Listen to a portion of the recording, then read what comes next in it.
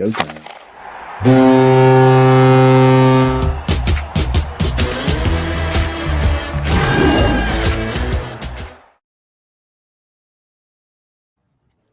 Good evening. Welcome into the Frozen Roar. Yes, you heard that a bunch of times over the weekend as Lindenwood hockey got themselves underway. And wow, is it good to be back talking actual games. My name is Michael Wagon-Connect, Matt Canyon, Cameron Kober, joining alongside for another episode of the Frozen Roar. And we got a ton of stuff to talk about because 3 programs are already in action and 1 is getting ready to start, and some big news coming out for them.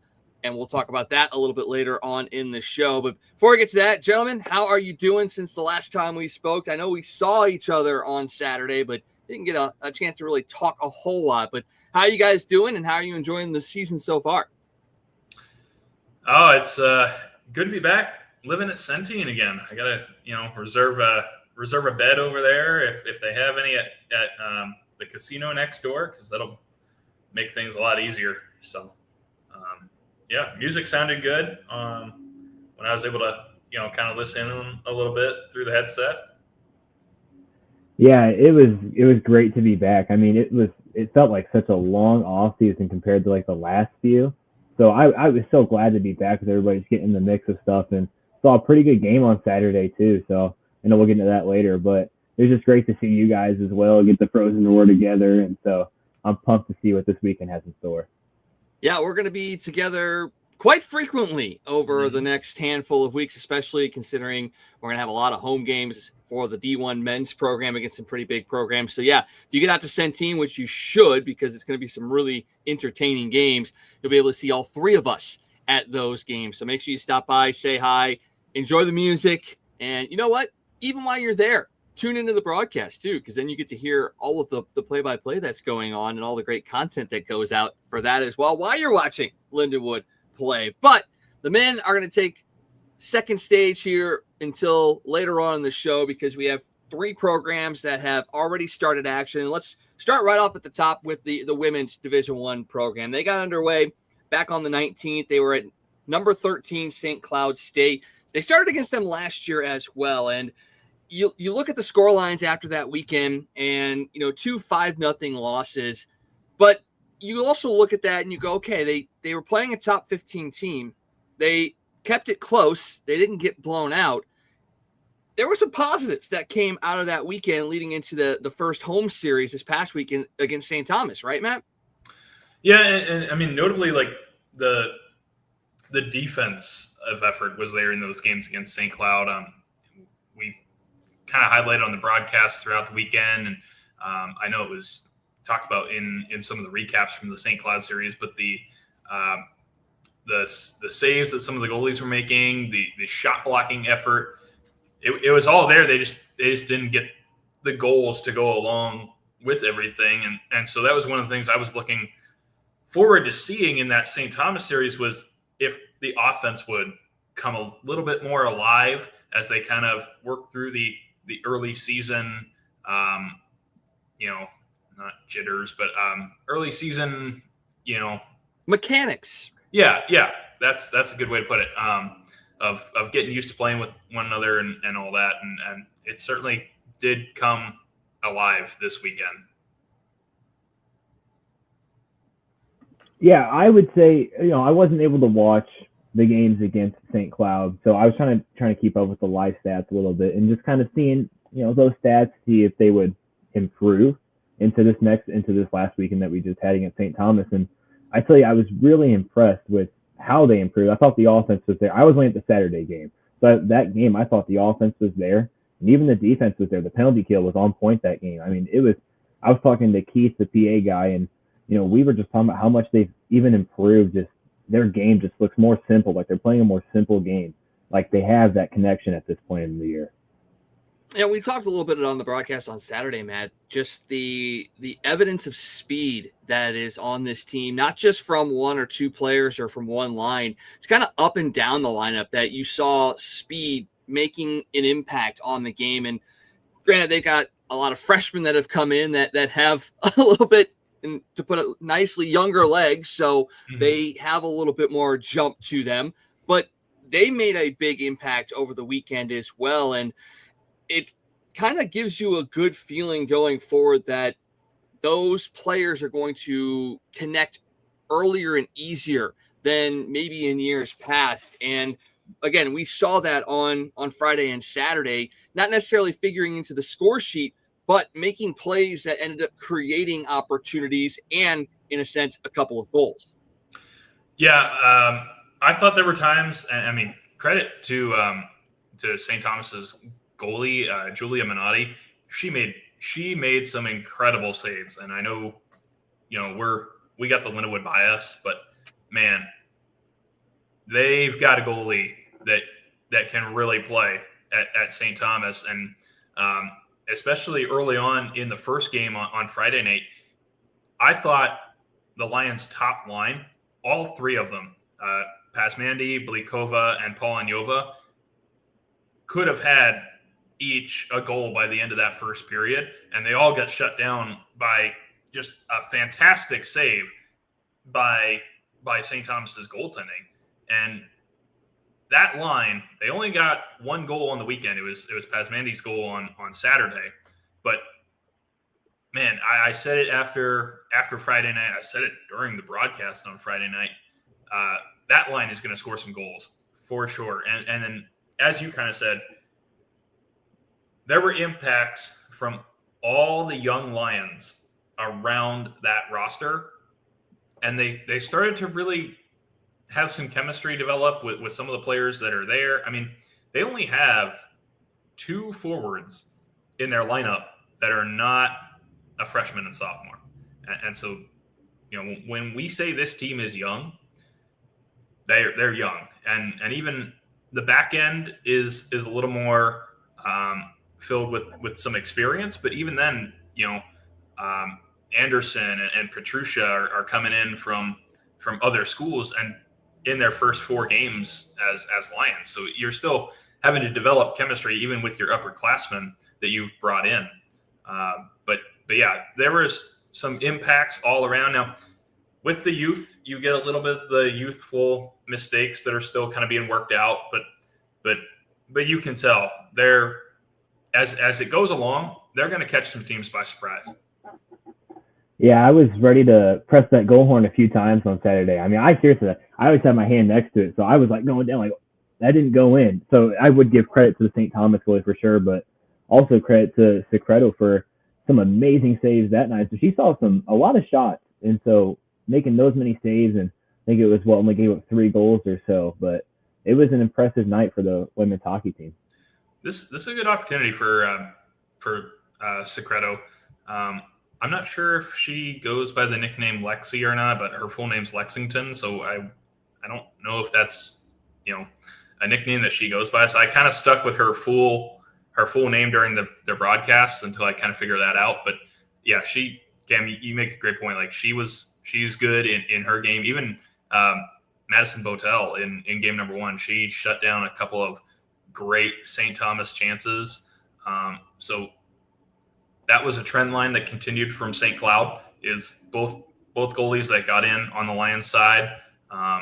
We haven't seen Catherine Hodges. I forget if she played against St. Cloud. She might have got in a little bit, but we haven't seen her here at home. But the Lions goalkeeping is starting to develop a trend. But yeah, this is a good spot for Secreto. Coming over from Ohio State, didn't get a lot of playing time there, and she's definitely looking like she's going to pick up the ball and run with it when she gets in net.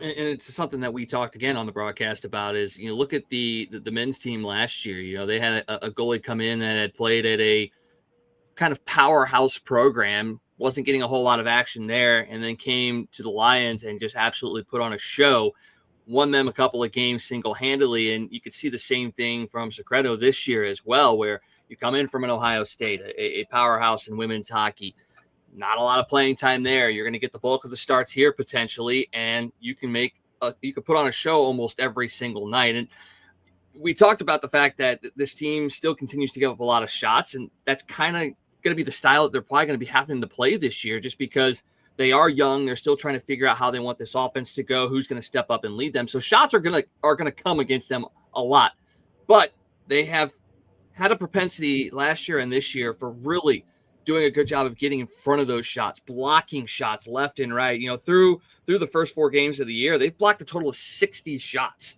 So they're giving up the body to make sure that even if there's a mistake made in the defensive zone, they're getting back to try and prevent it from being something even bigger. So I look at that and I go, that's great. That's showing that you're willing to give up the body to make a play, and that in turn will lead to opportunities the other way. Saw it a couple of times in the game on Saturday. So that is there. The next step is figuring out how to parlay that into better outlets and then offensive opportunities.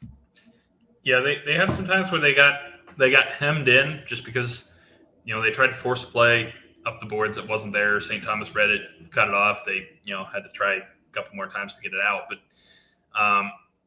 But yeah, some of those youthful things, like I said before, came into play defensively, offensively, in different spots on the ice. But altogether, they looked pretty solid. I think for sure they deserved a better fate than they got, especially in game 1. They came all the way from behind, being down 3-0 after the first period, got the game tied with 1 minute and 12 seconds left, and then 58 seconds left in the third period. St. Thomas, kind of on a broken entry, gets into the zone. 2 girls get tied up. It's in their feet. They kick it out. A trailer comes and just puts it away. And then, a game that you thought was going to go to overtime is gone in just, maybe 10, 12 seconds, 14 seconds. So, they got to be a little bit better about closing games out, closing third periods out. That was, I think, something that caught them both Friday and Saturday. But I think they'll get there. They got another tough test against Minnesota State coming up this weekend. And, the Mavericks are always really tough to play against. So that'll be something to see if they can continue learning the lessons that they've taken from each of the first 4 games. And, hopefully pick up a win here soon. To kind of keep this brief too, I know we talked to the last show how the system would start to show more, and I think you could really notice that they look like they're playing under a certain system, like they're playing. I just noticed, especially on the power play, that was a fantastic power play on Saturday. I don't think they were able to score on it. Maybe they were. I'm usually too focused on my music, but they just, every pass was on point. They had the chances, they just couldn't bury it, unless they did score. But we'll be seeing some power play goals here soon. It's just only a matter of time before that offense clicks. It's it's the beginning of the year. It's going to happen. Some miscues are going to happen. But I tell you what, for the first 4 games, that one game I saw this early in the year, if they're playing like that, this could be a dangerous team. They're going to sneak away with some of these games at the end there if they can kind of figure that last couple of minutes out. Yeah, they did score on the power play Friday, but they didn't get it on. They got the same look that Gunderson scored on Friday. They had the same look on Saturday. Mike, I think we even pointed it out on the broadcast. And St. Thomas forward, the puck hitter, she got out there, blocked that shot. You want to talk about shot blocking? Oh my, that girl has to be feeling it in class today. Oh, that was a hard shot. Well, there were some missed opportunities too. I'm pretty sure it was Gunderson that missed a wide open net as well. And the Tommies had a couple of instances like that in their game, but there were opportunities for the Lions to either retake the lead or extend the lead that they had at the time. And that's going to come with more reps, more cohesive play. And you liked, and the head coach talked about it after Friday night, just the resiliency and growth and maturity that you see from the team, even period to period, because they were down early in that game on Friday, found a way to fight back, had a strong second period, didn't score in, but then found a way to fight back in an early goal in the third and then tie it up late before losing it. So they've got the resiliency. They're getting that maturity of how to bounce back. And then they scored the first goal on Saturday as well. So that's a great response. And you have to look at the leadership on this team. We talk about it as a young team, lots of freshmen, lots of sophomores, especially at the forward position. But when you've got, veteran defenders, including, probably the best one in Josie Weeks out there, what does that do for the growth of a team when you have somebody like a Weeks that has played in a system that is very, very good and then comes in and is a leader for your young squad? Well, she's one of those players that, from her time with Minnesota before she got to Lindenwood, I mean, she's one of those players that has been there, done that, knows the ups and downs, knows what it takes to get to the level that the Golden Gophers are at, night in, night out, season after season. I mean, they're always, up there at the top of the WCHA, which is always in conversation for a national championship. Same thing for, again, Secreto, who comes over from Ohio State. Even Nicole Petrucia, who comes in from Adrian. They're Division III, but they're always one of the top Division III programs on the men's and women's side. Mm-hmm. Also, their ACHA programs are also always at the top of the ladder for their levels. So, all throughout. Saw that Friday night. Yeah. We'll talk about that in a second. Yeah. All through it. But anyway, it just goes to show, I mean, you have those experienced players that know the level that it takes to get to be a top program and know what to bring to the team in order to help it along and get where everybody wants to see it. We want to see Lindenwood in that conversation. And so that's always a huge help. With a young team like this too, having someone like Weeks on the team is going to help their growth out and their maturity, not only on the ice, but off the ice too. So I think having those people in leadership is going to help grow this team to where they need to be in a few years from now. Well, credit to Taylor. Yeah. I'm sorry, Mike. No, go ahead. But credit to Taylor for, getting her to come back for another. I mean, obviously she got married over the summer, so I'm not sure if she was looking to use her other graduate season or not. But sometimes, a big life change like that, maybe you just don't. Maybe you say my time in college hockey is done. I want to concentrate on career or family or what have you. But credit to Taylor for knowing the value that she brings and helping her come on as captain this year. Well, and just looking at the roster, 7 juniors, seniors, graduate students on this team. The rest are freshmen and sophomores. So again, to have someone of that stature to pair along with some of the young women that are still upperclassmen and are here for this team, you've got 2 voices that are new to the team that are upperclassmen, and yet they are being used in that leadership role. And that's something else that you like to see as well, because it shows that there's a freedom that just because you're the new person on the block doesn't mean your input's not valuable, that you're brought in for a reason. And you like to see that, and you can feel kind of a shift in the atmosphere when it comes to this women's program. And again, we've talked about it a couple of times.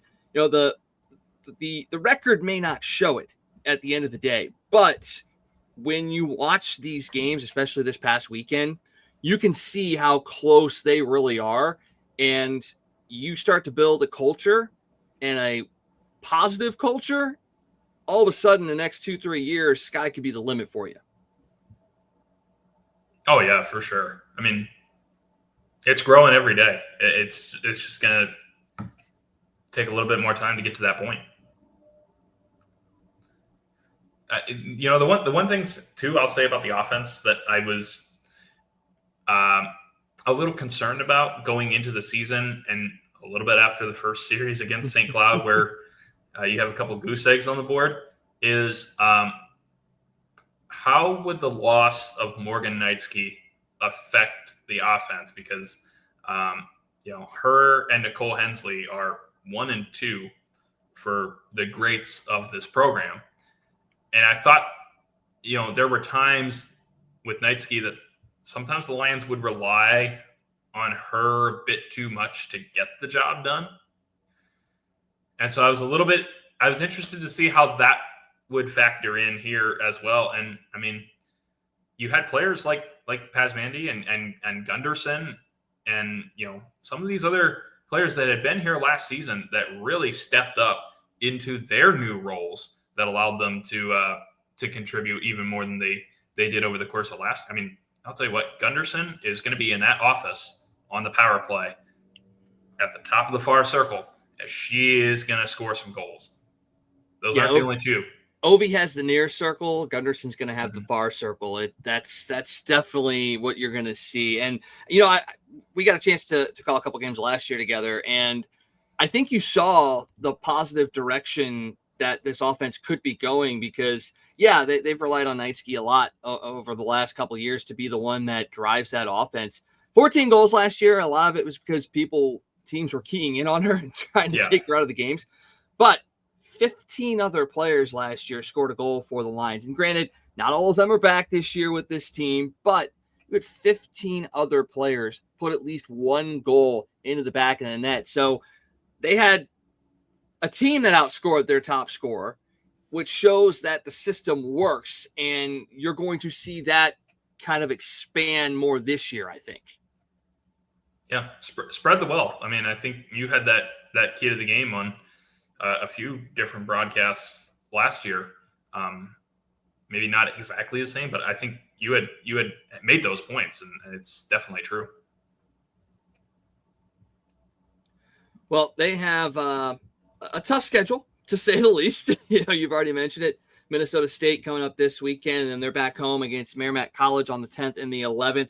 Mental Health Awareness Night on the 10th, and then the Nicole Hensley Bobblehead Night on the 11th. So make sure you get out to one, if not both of those games and support. Before we wrap up with the D1 women's program, I'm going to put both of you on the spot on this. I know, Cam, you only saw one game, but I want to know from both of you who you thought was the player of the weekend for this women's D1 team.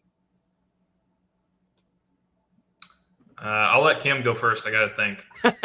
How did well, I honestly, because I'm going to go based off the one game I saw. I got to give it to Secreto. I mean, when you stop that, they had like upper 30s, lower 40 shots on goal. It's kind of too hard for me to not focus on the music to see it, but I know it was a high amount. So I'm going to give it to her. 39 saves in the game.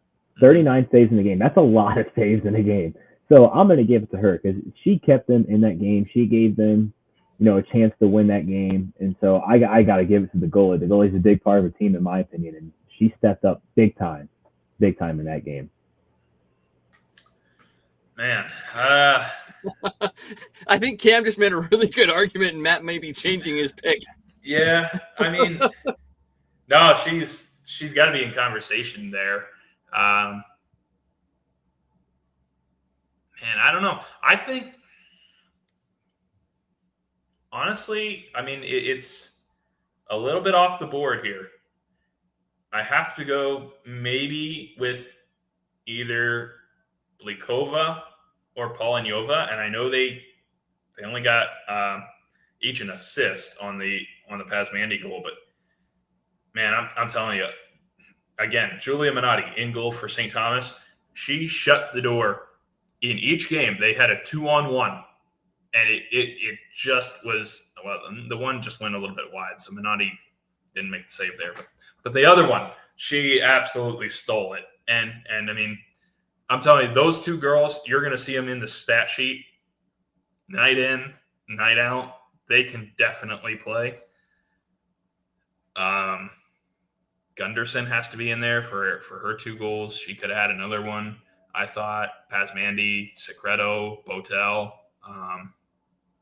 Yeah, there's a lot. I thought Matt's bias is showing. I thought Anderson looked good on the back end. Petrusha, Josie Weeks, obviously. I don't know. There's your top. It's a team effort. There's your 6 stars of the weekend. See, and I thought I was the only one that was going to cheat on this because I was going to give it to the whole freshman class because they all played really well. Here I was thinking, oh yeah, I'm going to be the one that cheats and picks multiple players, and Matt kind of one up me by picking really, really good people to go with. But again, it just shows the kind of team that's being built there, and the fact that you can't necessarily just point to one person and be like, that's the person. That's who you have to stop. That's who you have to worry about. It's a complete team effort, and it's going to be a problem for teams that they're going to be facing in the coming weeks, because one night it could be one person, one night it could be the next person. It could be the goalie that's stopping everything and giving you a 1-0 win.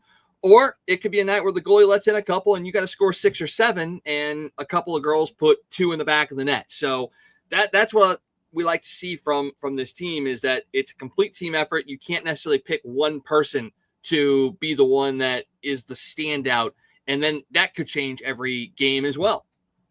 Mm-hmm. For sure. And I mean, we've talked a lot about the positives. The one thing I will say, and it did start to change on Saturday's game, is we saw it kind of evident in the first game on Friday night, is the first periods have been the toughest period for this team on goals against. They gave up 3 on Friday night. They have to clean that up, I think, a little bit. You can't keep playing from behind as much in games, and that's what allowed them to have as much success as they did on Saturday, I thought, is the game was tied or they had the lead for well over half of it. Yeah, and it's a young team too. So, and I know we've talked about that many times. And I don't really like using that excuse because, you're all playing hockey, you're all playing the same game, but it really does make a difference, because NCAA hockey is different from any other league. I don't care what someone says. I'm not saying that it's tougher than any other league, but it's just different. It has its own weird quirks. It's different hockey, but you're still playing the game. So it's a matter of time.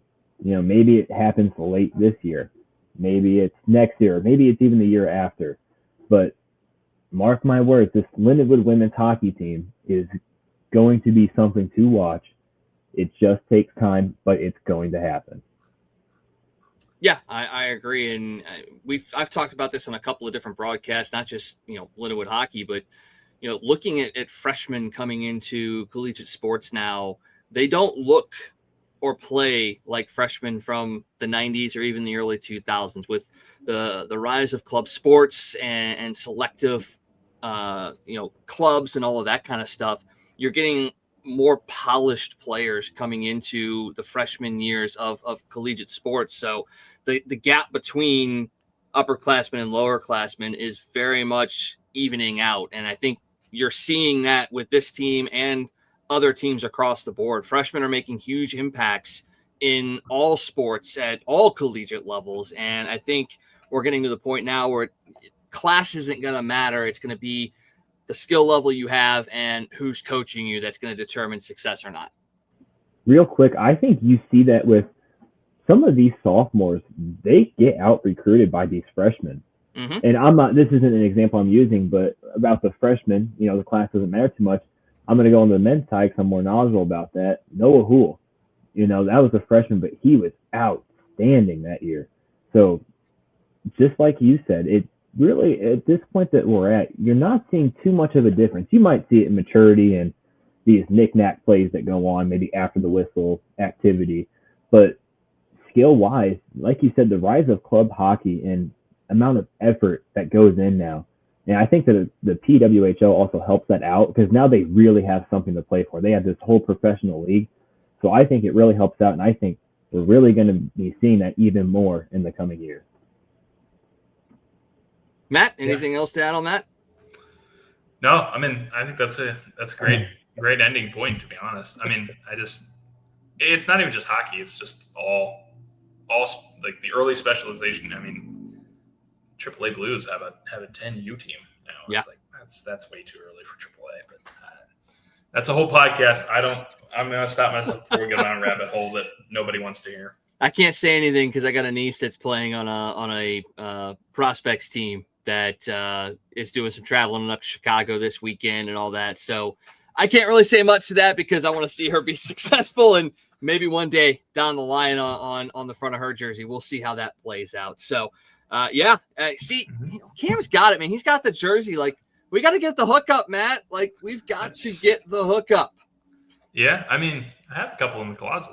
Oh, geez. So you're holdling out on me, is what you're saying. I don't know. So it's 80-degree day. Like I love the jerseys. It's just a little warm. Just got to get that cream colored one, man. That's the one to go with. Those ACHA jerseys are nice. We just wander off to the closet here. Well, you know what? So speaking of the ACHA jerseys, let's flip over and talk about the ACHA men's team first, and then we'll talk about the women's team. Women's team have played a few more games than the men. The men got underway on Saturday against Maryville, and Cam, you've got a little bit of split loyalty for that game. How did that play out for you? Better not be a Maryville shirt under that jersey. No, I think I actually have my Lindenwood one I just bought. It was so weird, I tell you, because I obviously, you can tell, I love Lindenwood, but my brother's on Maryville. It was so weird because I'm not going to lie. I'm going to be honest here. When Lindenwood would score, I'd go, dang it. And I'd have to, press the goal horn, pretty quick. But it felt so weird because I do music for the Maryville D2 games as well.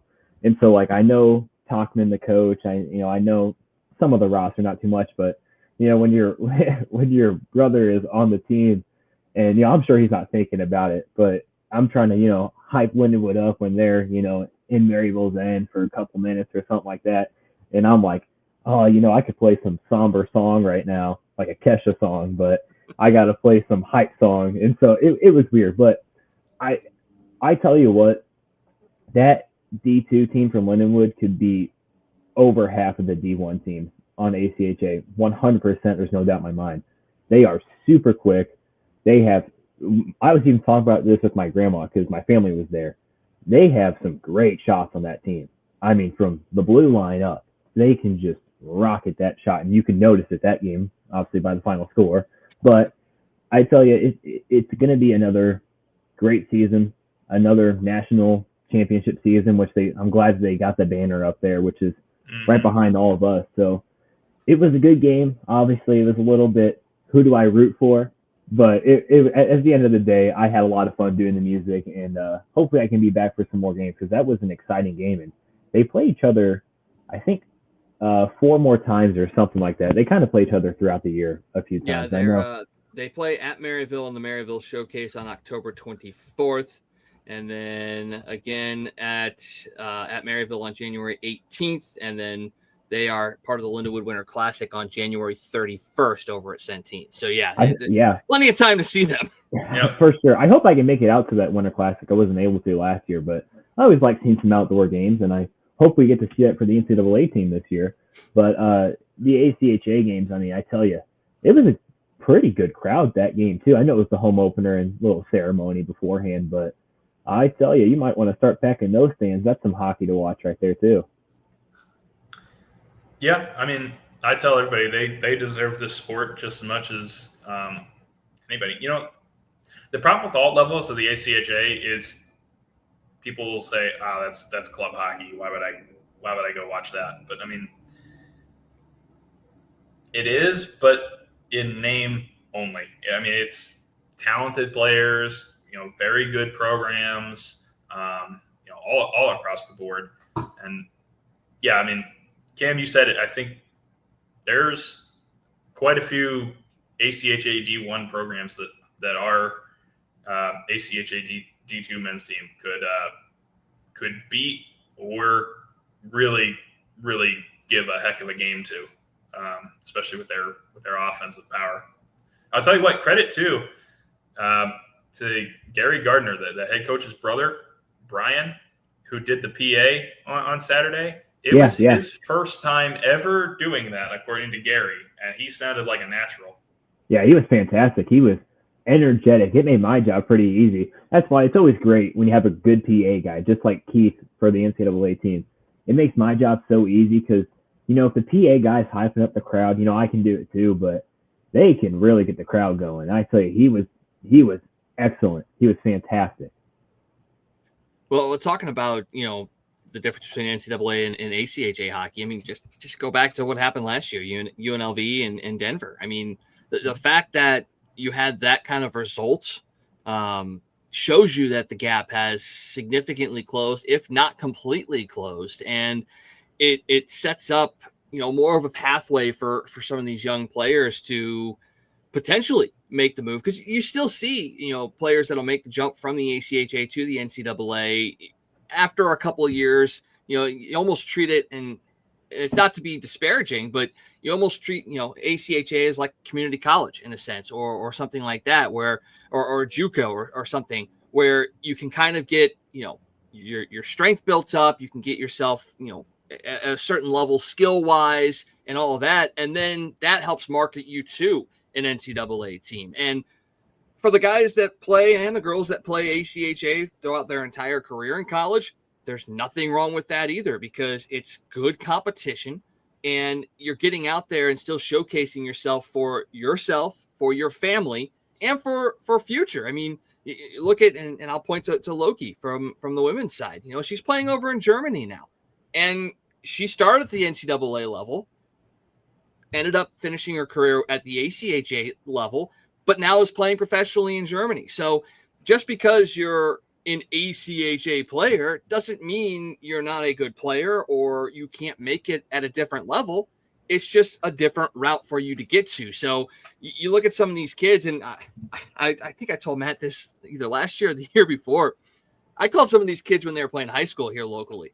And now I'm sitting here seeing them play college hockey, and now they're national champions. I mean, Zach Maupin's the one that comes to mind because he scored 2 goals on Saturday night, but he's one of those that I got a chance to call when, he was growing up, and now to see that success, if he decides that, he wants to try and finish it out in the NCAA, that's awesome. That means he did what he needed to do and grew and grew and grew. But if not, he's a national champion, and this team can do it again this year too.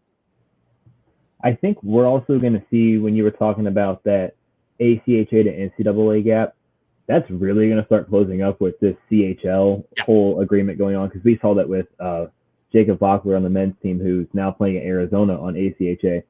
That's no knock to him at all either, by the way. He had a pretty good season, but it's just now with those CHL guys coming over, it's going to be a little bit harder for those guys to stick around. But okay, he's still playing Division I ACHA hockey, which is, as we were just talking about, some of those teams can obviously beat those NCAA teams. We saw it with UNLV and we saw it with Denver, which was mind-blowing. I still remember where I was when they won that game.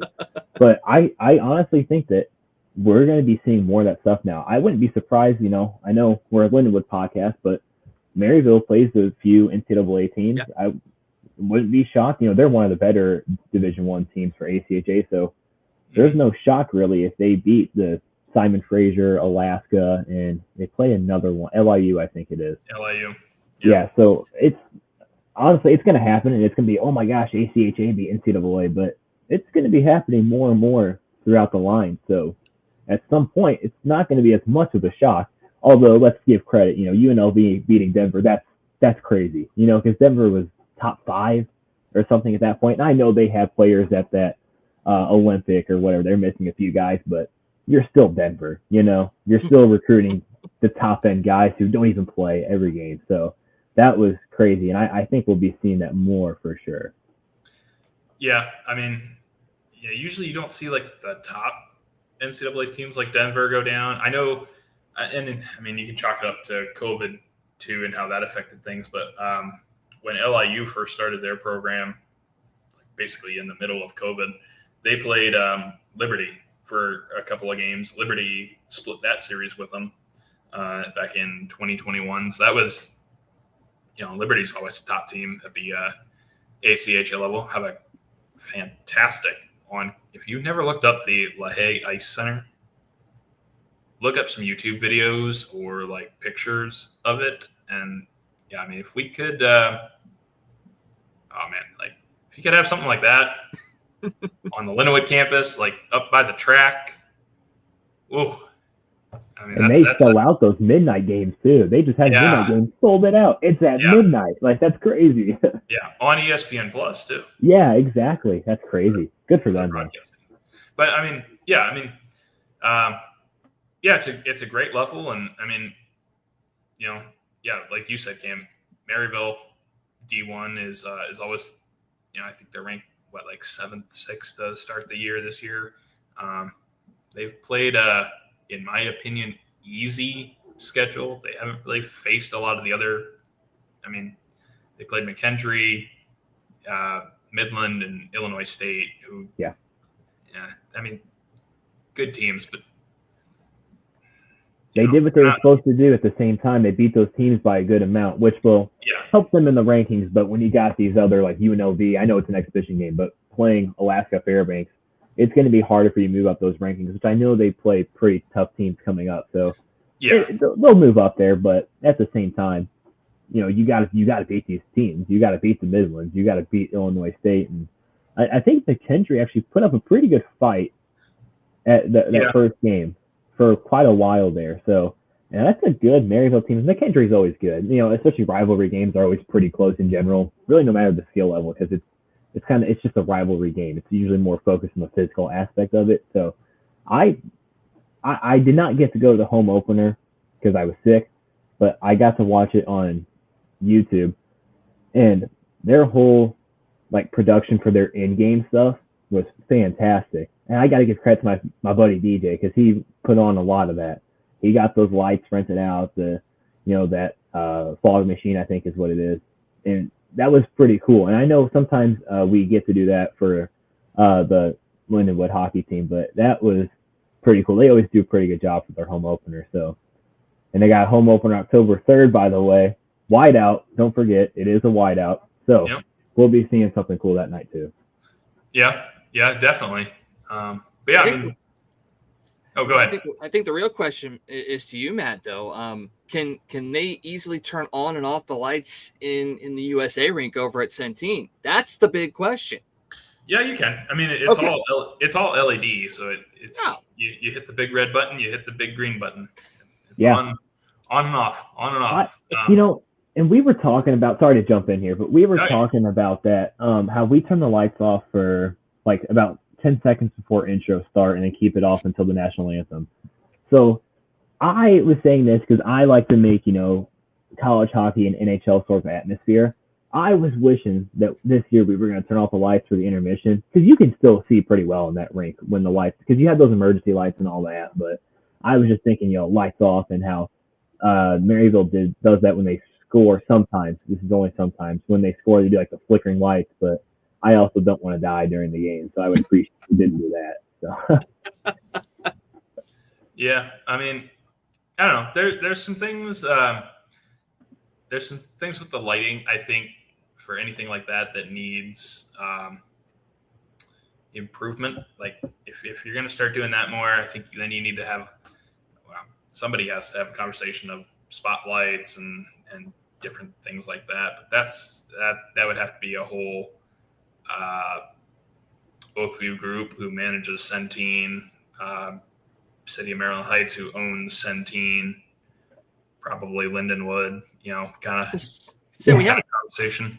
We got a theater program that has a pretty nice theater with a whole lot of lighting structures that, if they got their hands on it, and I don't know, maybe a student, a graduate student can produce a light show for the hockey team. I mean, there's definitely opportunities to make stuff like that happen.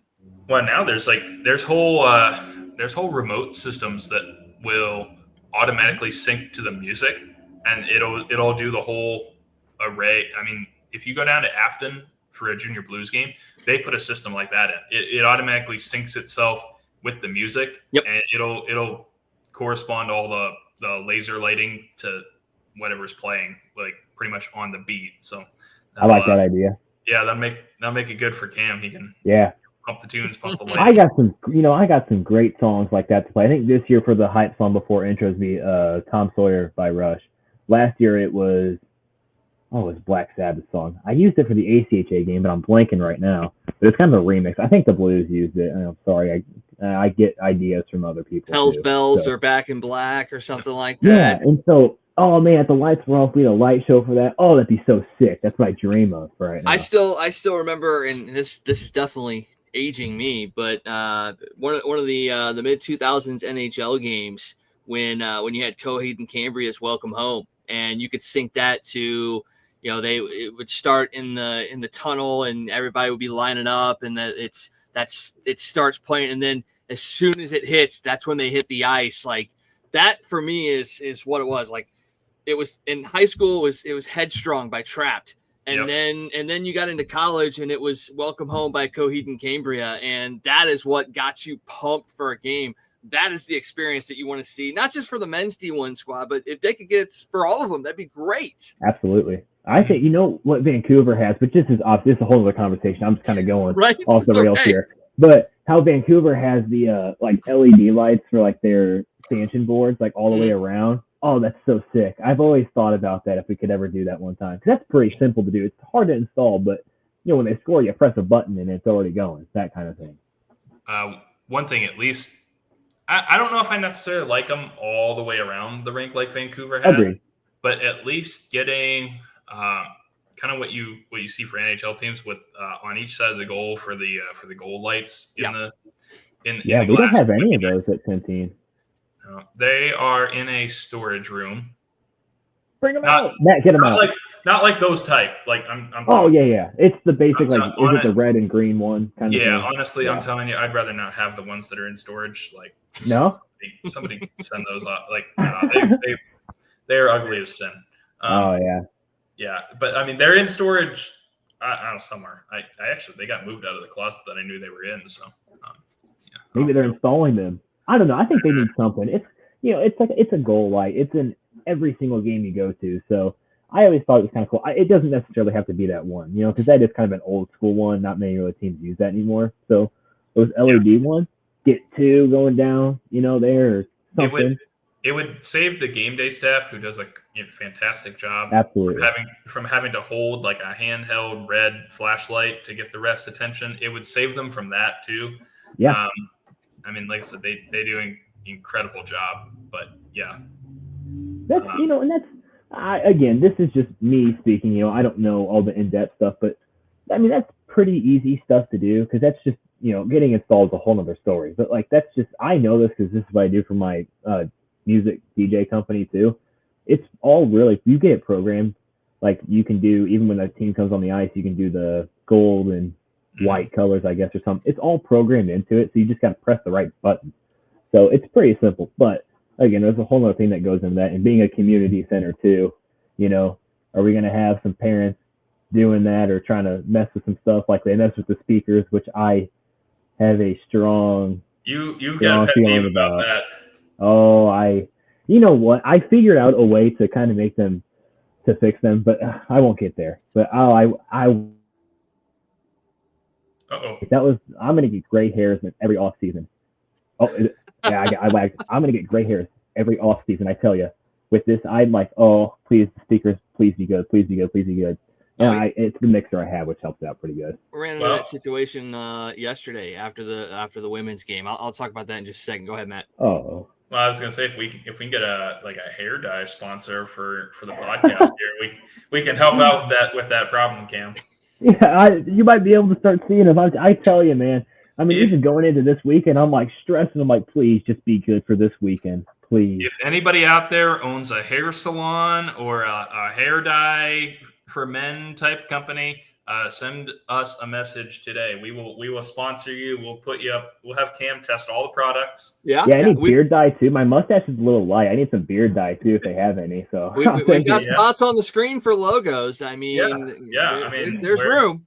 Yeah, wherever you see a place for it, we'll have it across the top of Cam's head there saying presented by this company.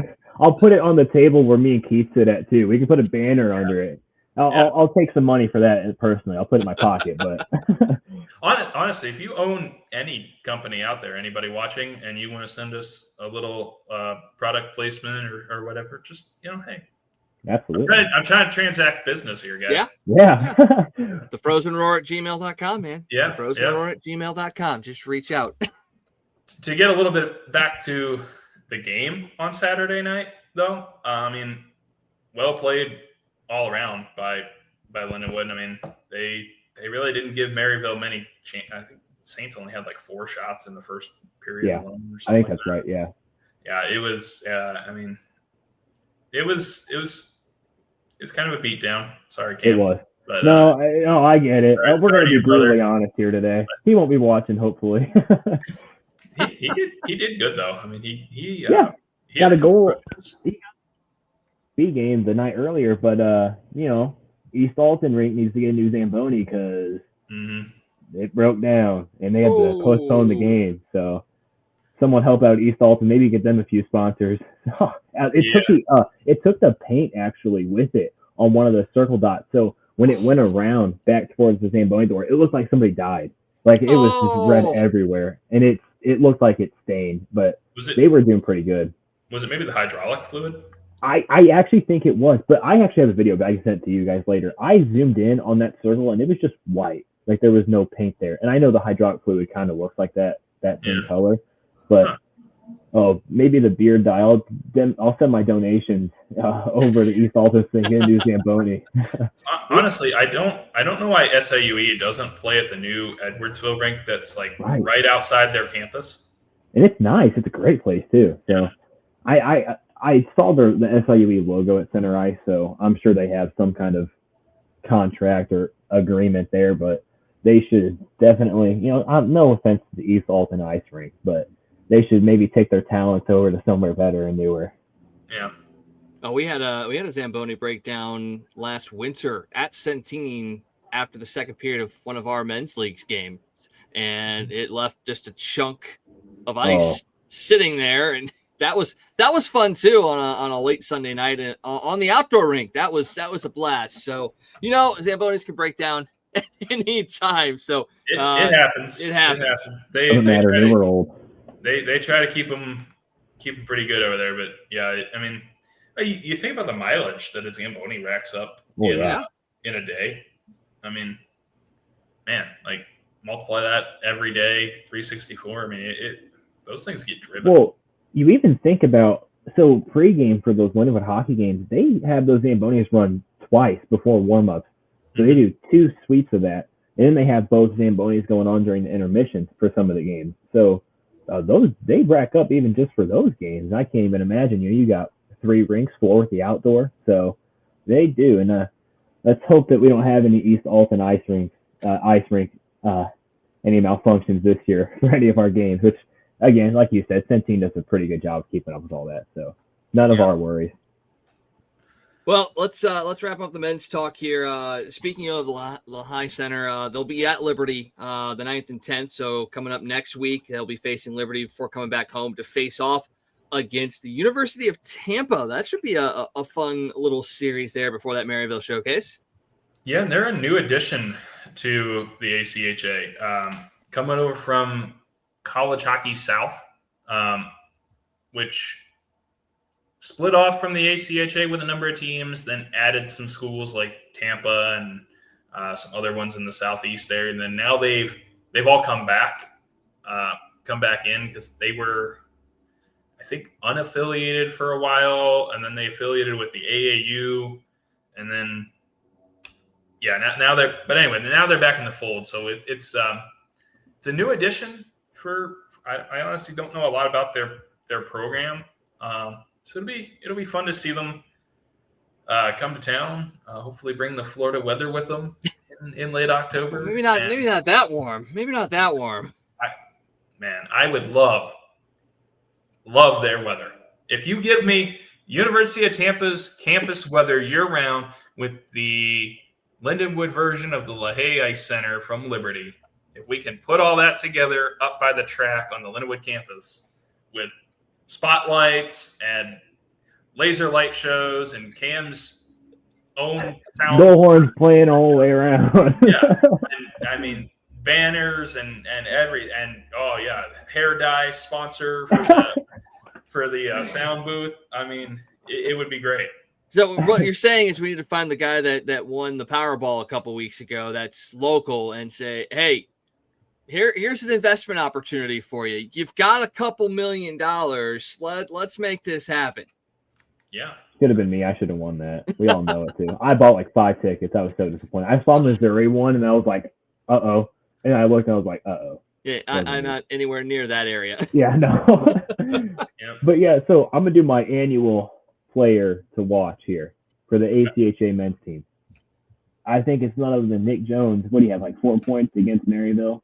I mean, this guy, if you just look up his elite prospects profile, it is over a point per game in everything. I mean, it was just, I wasn't paying too much attention to, assists and all that, but when Gary's brother, Brian, would just announce, I was like, man, he just said Nick Jones like the 20th time today. And I'm like, I asked him, like, how many points does he have? He's like, oh, goal and 3 assists. I'm like, oh, yeah, no, it's nothing.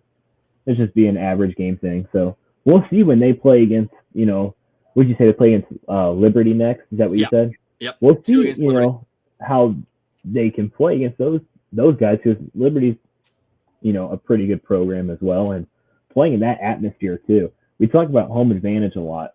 That's a home advantage for sure. So, like you said, Matt, let's bring that over to Centene, and I think we'll be seeing that this weekend for sure. I mean, there's no doubt in my mind, but let's get that every single weekend for every single program. That'd be fantastic, and a light show. Oh yeah. Well, and Mike, you were on the broadcast with me last year when Jones had his debut against Iowa, and he put up 4 goals in that game. I mean, he's a special player. I thought Brock Hart had an excellent game on defense. I mean, again, kind of the same thing with women's. A lot of guys had an excellent game, but Brock Hart really, really stood out on defense for them. I was calling his name. I mean, he was one of those like buzzsaw type players. He was all over the ice every one of his shifts. Easton Portner, he was another good one as a newcomer. Austin Mears looked solid. Moppin, kind of all the guys that you would expect. Chase McClellan, the captain this year, they all made a name for themselves. You would have no clue it was their first game of the year, to be honest with you. Every pass was on point. I mean, it was pretty fun to watch at the same time. I'll keep that one a little quiet for outside this room, though.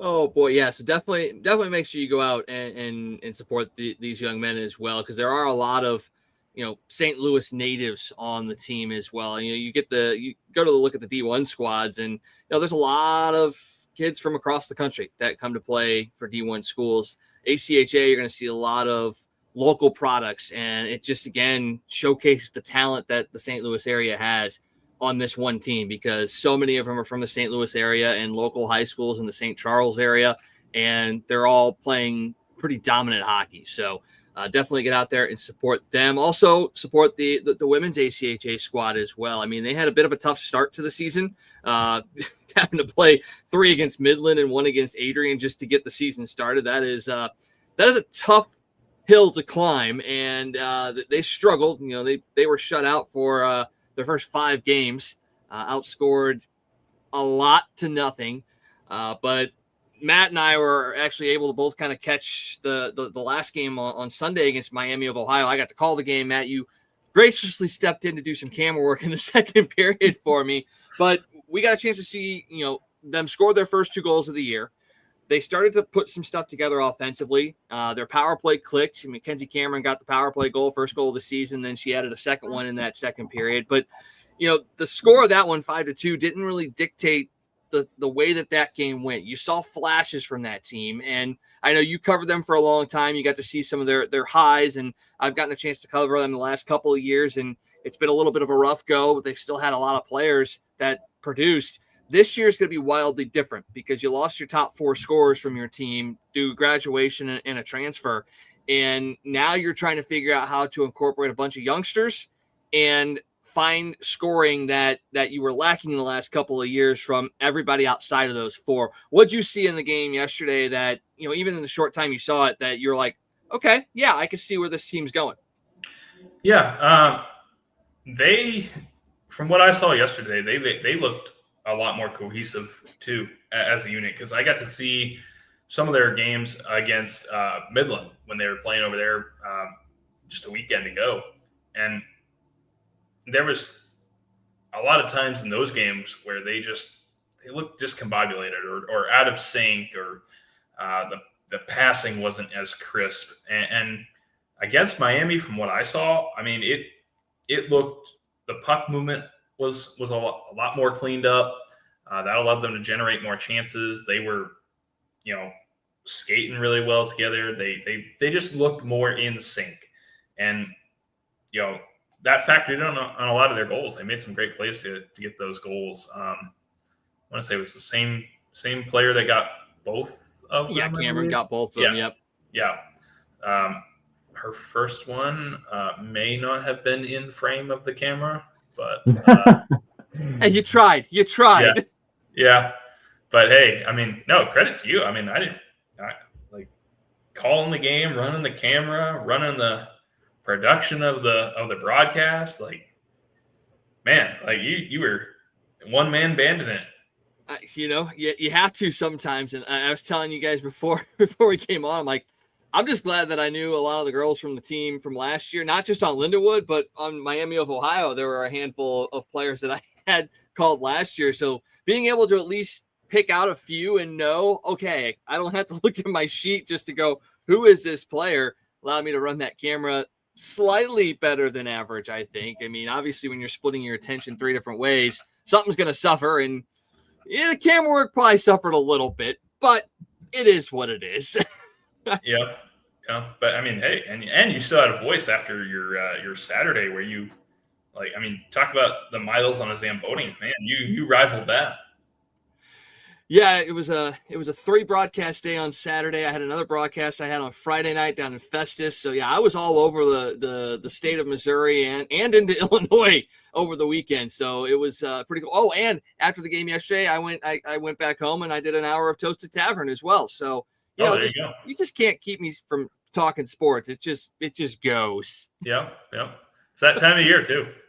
It is. So for that women's squad, they are going to hit the road after that 6-game opening homestand. They'll be at McKendree on the 10th, and then they go to Liberty on the 17th and 18th. And that's the one thing about this women's ACHA team is, you talk about, top teams on the men's side and all of that. But for this women's team, the conference that they play in is absolutely stacked. I mean, you've got 3, 4, 5 teams that every year could win the national championship, and they're all in your conference. It's like the Lindenwood D1 squad.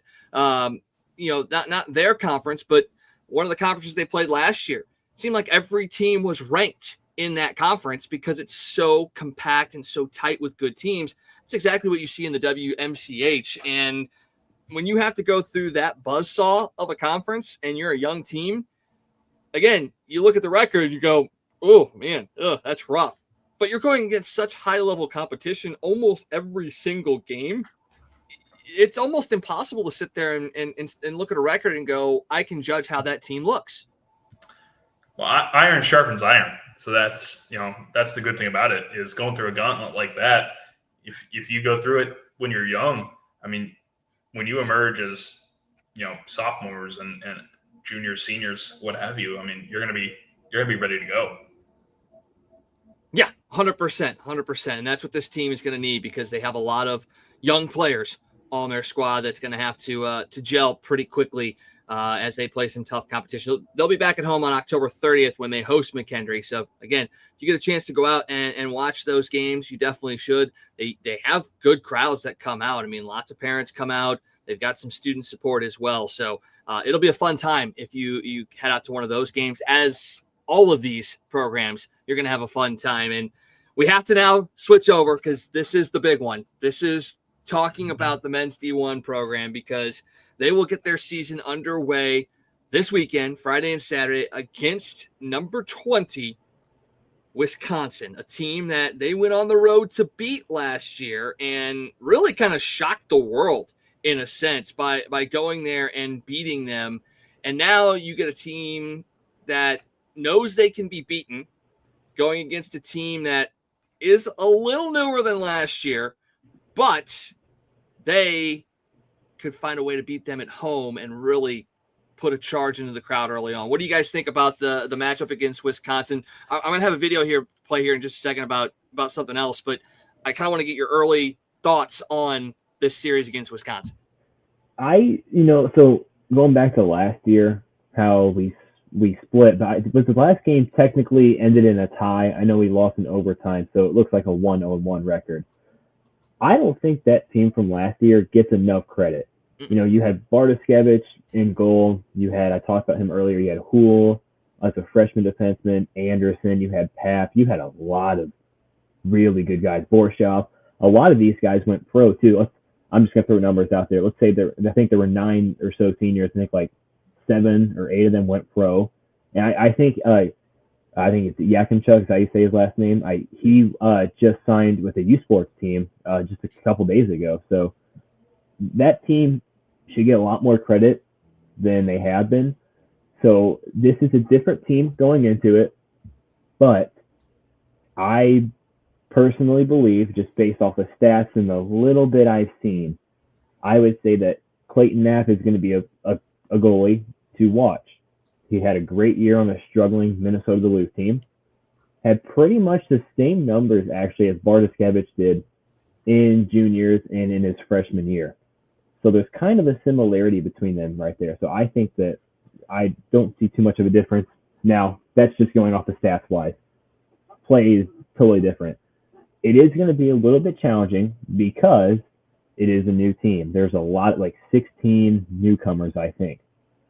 So, against a Wisconsin team that struggled last year, and they're looking to beat us now because we beat them last year. And that kind of embarrassed them too, because that really knocked them out of the rankings for the rest of the year. If we can do that again, let's just say we take one game. Let's hopefully the first game. Home opener is always a big one. So let's just say we take the first game. Even that can knock them out, because we didn't, with a new team like us and losing a lot of people, we didn't receive any votes. So we have nothing to lose at all. They have a lot to lose here. I would expect this young Lindenwood team to come out on fire, and they gotta keep that at the same time. This Wisconsin team, it's a Big Ten team, it's a powerhouse team.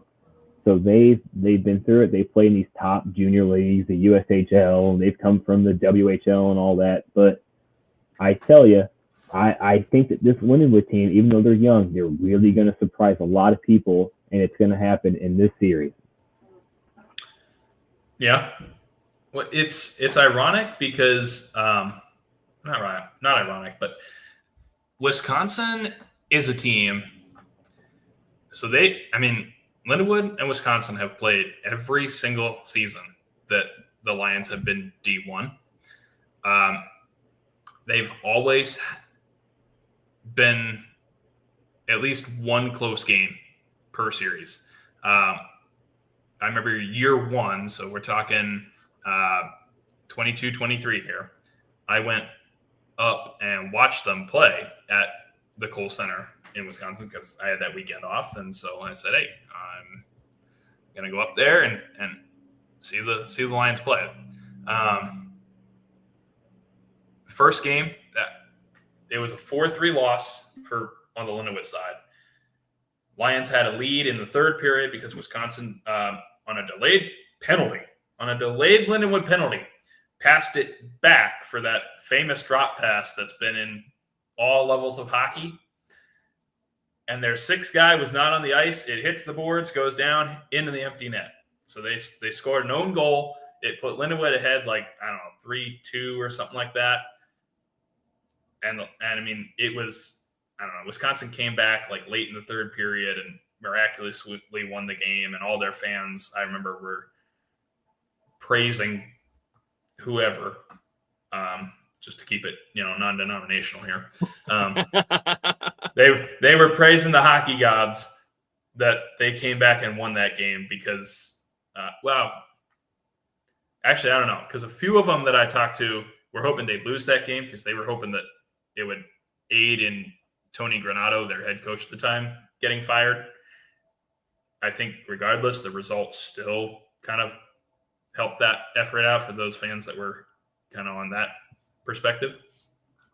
But anyway, so that's year one. You go back to 23-24, and again, and all these games at Wisconsin, by the way. This is the first time the Badgers have ever come to St. Charles, starting on Friday. So then, next season, 23-24, 5-0 loss against Wisconsin opened up the series. This Badgers are number 3. And Lindenwood ties them the second night, 3 goals apiece. That was an amazing accomplishment there. And then, obviously, you go to last year where Badgers are ranked number 9, and you open the season with a 4-2 win against them. And, Cam, like you said, I don't think they saw the top. I think they got as high as 17 or maybe 16 after that. Yeah, But that pretty much dropped them after that game. Yeah, it really put them in a position where like they had to win the Big Ten because our pedigree is not that high as far as the rankings. You can't have a loss like that on your record, essentially. Now, that's a whole conversation with the NCAA announcement today that the pairwise and the whole rankings. I mean, look, I fully didn't understand the pairwise to begin with. I think if you meet somebody that says they fully understood that, they're lying. I don't think anybody did. But now we got to learn a whole new ranking system. Home games are much more weighted in this one from what I saw.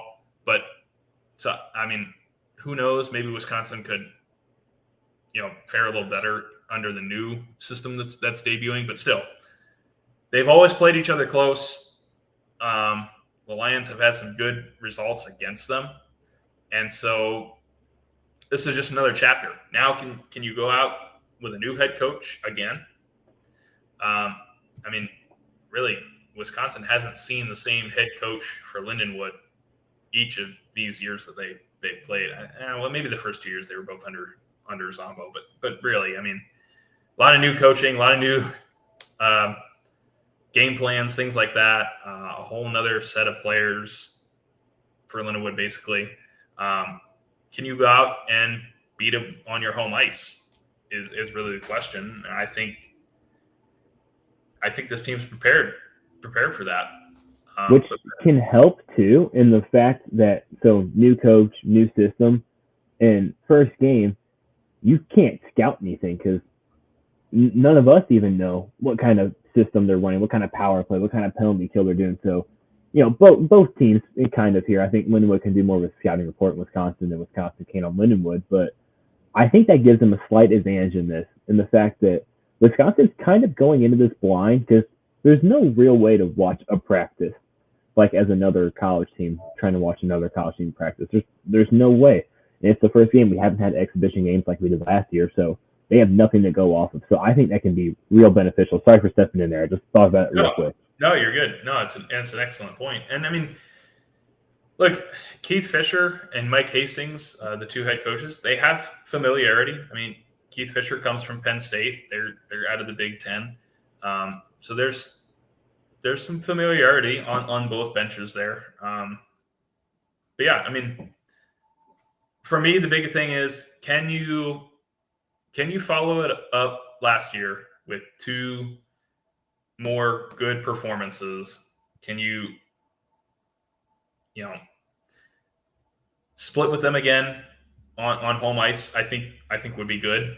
And then I mean, but the big thing about last year is the Lions proved that wasn't a fluke because they went off and beat some other really top ranked teams. And Mike, I know you and I have said it before, but that Ohio State game, if there was like another minute left, that would have been a tie game.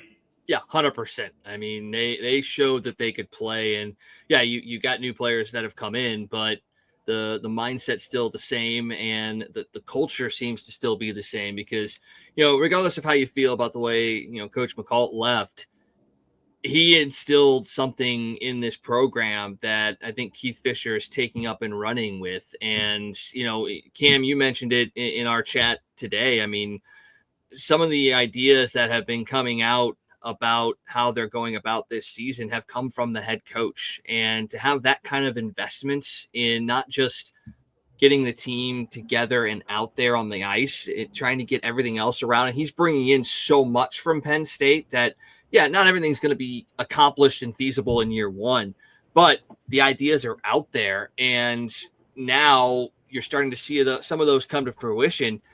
If they can stick because of the encouragement of the head coach, that just goes a long way. And it shows to the players that there's investment from the top on down, and that will help them go, hey, look, we may be a new squad of guys coming together to play this game, but we are a team, and this is a team that beat Wisconsin last year on the road. Let's go out and prove something and say we could do it again with a brand new team with some of the same faces that won last year, but maybe a better squad. I think you can really tell here too. And this has always been known from before, just a few months ago when he was announced as the head coach here. Keith Fisher, he really cares, and that's not a knock to McCall. We obviously know he cares very well. He's a great hockey mind. That was made very evident. But you can tell Fisher really wants to get this program up, and you can tell that he's committed to getting this program to where it needs to be with some of the plans he has that, are starting to show, but maybe other people don't know that it was his idea and that he's getting credit. He should be getting credit for most of these. So it's going to be a great time under Keith Fisher's reign here at Lindenwood. And I tell you, he just has a great hockey mind. I've been watching a lot of interviews that he's been on recently, and just there's really no one smarter about recruiting than him. If you go watch, I can't remember, I think it's called the 5-Minute Major podcast. He talks a little bit about recruiting, and even with Andy Strickland on the Hockey Sense podcast, he talks about recruiting on there.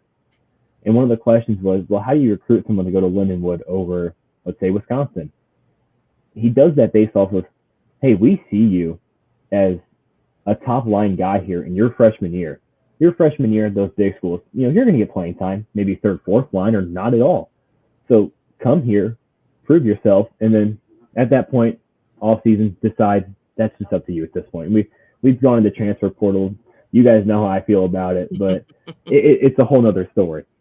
But with a great hockey mind like him, and I don't know too much about his coaching style. Obviously, we'll figure that out as the season goes on. But with a great hockey mind like that, which Lindenwood has been very fortunate the last 2 years to have McCall, even Zombo, but McCall and Fisher, I think those are two of the greatest minds and two people that can really get Lindenwood where they need to be.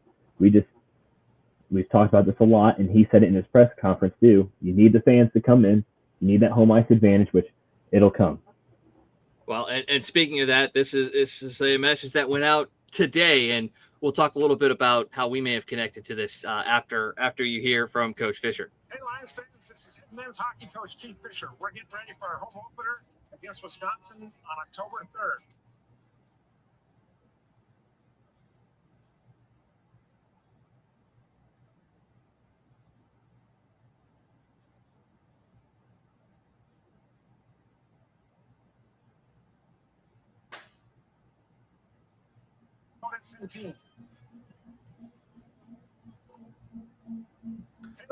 And that's just a great message for him to be putting out there, because that's what we talked about on the last couple of shows of being able to build a fan base, and you need the students to really start that and to bust them from Lindenwood to Centene.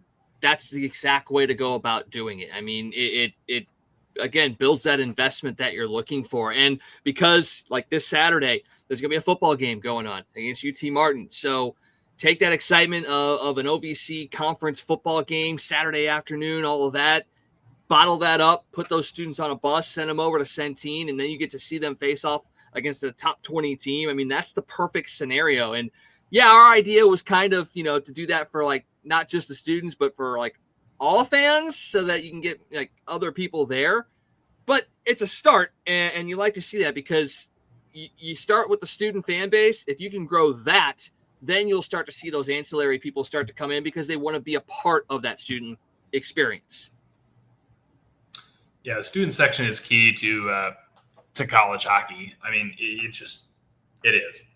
It's what makes college hockey different from a pro style setting, because student sections tend to mix in a little bit of that pro soccer sort of atmosphere, the loud, boisterous, always constantly chanting atmosphere, which Lindenwood has had at times at their games. Even go back to the ACHA. I mean, I remember when the rugby team would come out to Wentzville and they'd climb on the glass and give the rink manager a bunch of fits and all that.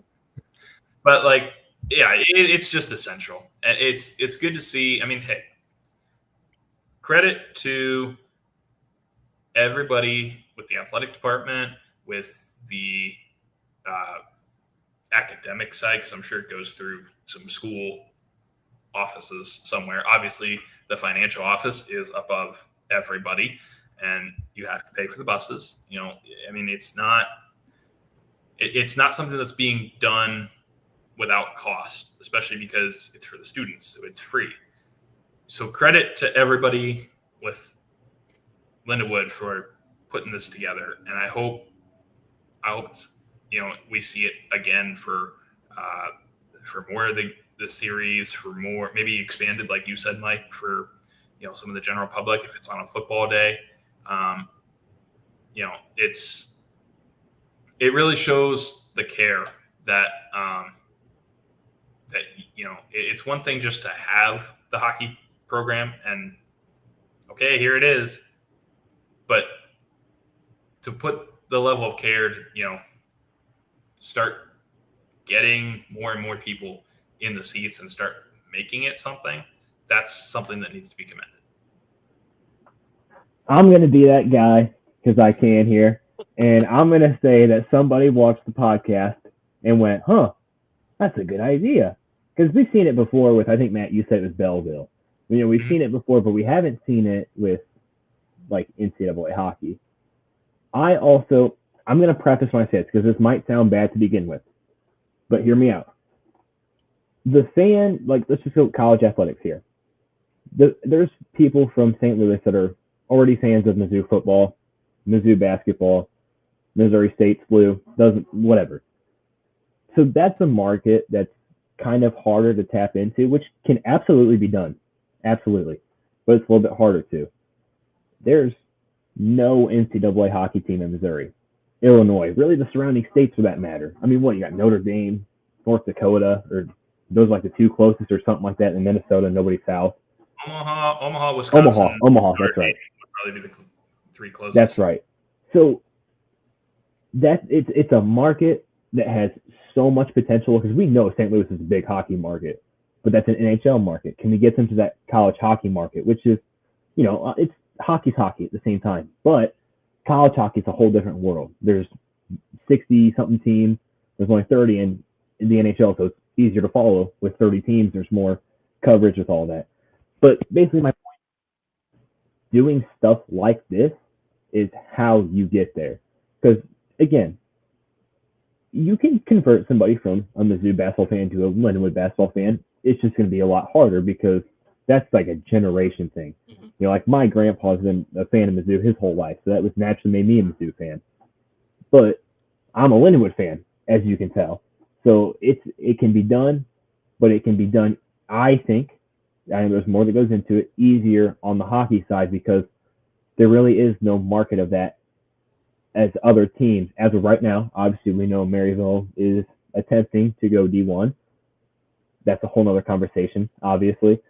If they're going to do that, please, John Hogan, if you're listening, get some nameplates for the back of your jerseys. Yeah. I was thinking that thing. They don't have it. So Missouri State, my brother was on them. They had it for their away jerseys at least. I don't think Maryville has it at all. So maybe if, let's say they don't go D1, maybe they can spend some of that money on some nameplates or something like that. But I'm going to kind of repeat myself here and kind of piggyback off of what you guys have said.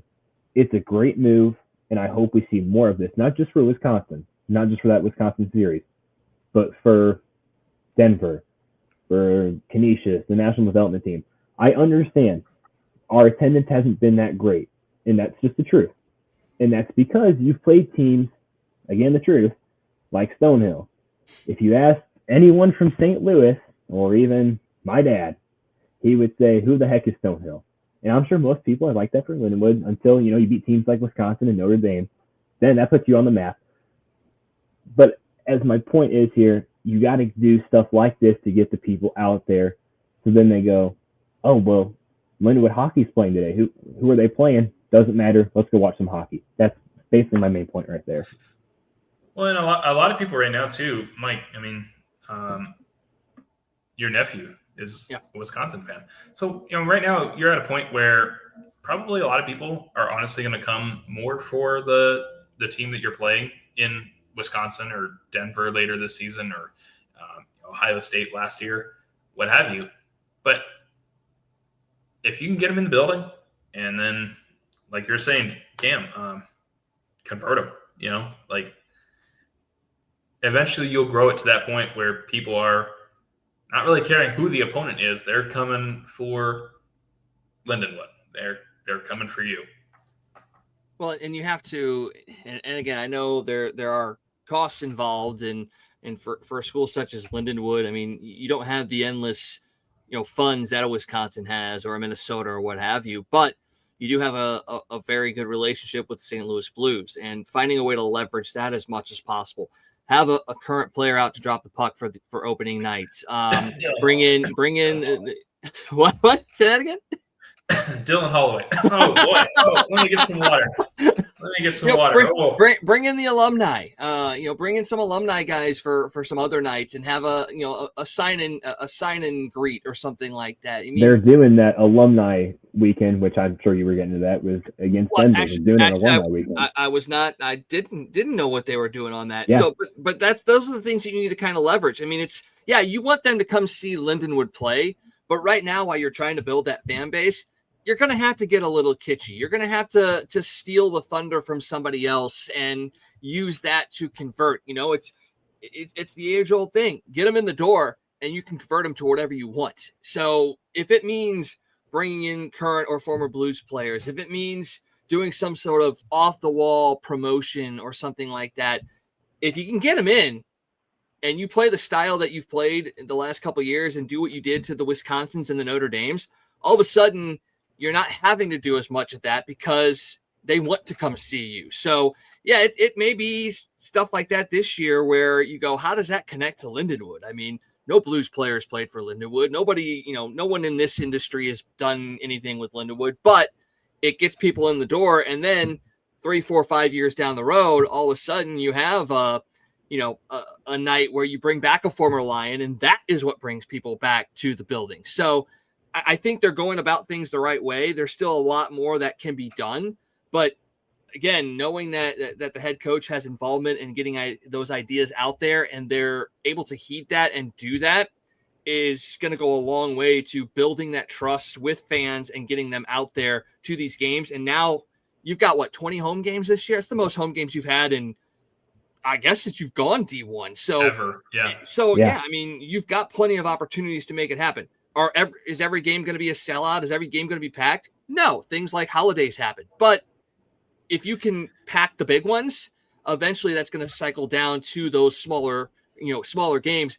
The only other problem that they have, though, is because their season goes on at the same time as the Blues season, also goes on at the same time as a lot of these high school and youth teams. So getting those kind of teams into your building is going to be tough, but you got to find ways. They have weekends off. Yes, they probably don't want to spend every weekend doing hockey, but if you can bring out club teams for one big weekend, like a Wisconsin or a Denver, try and find a way to make that happen, because then you can pack that place with young kids that will in turn hopefully grow up to be Lions fans.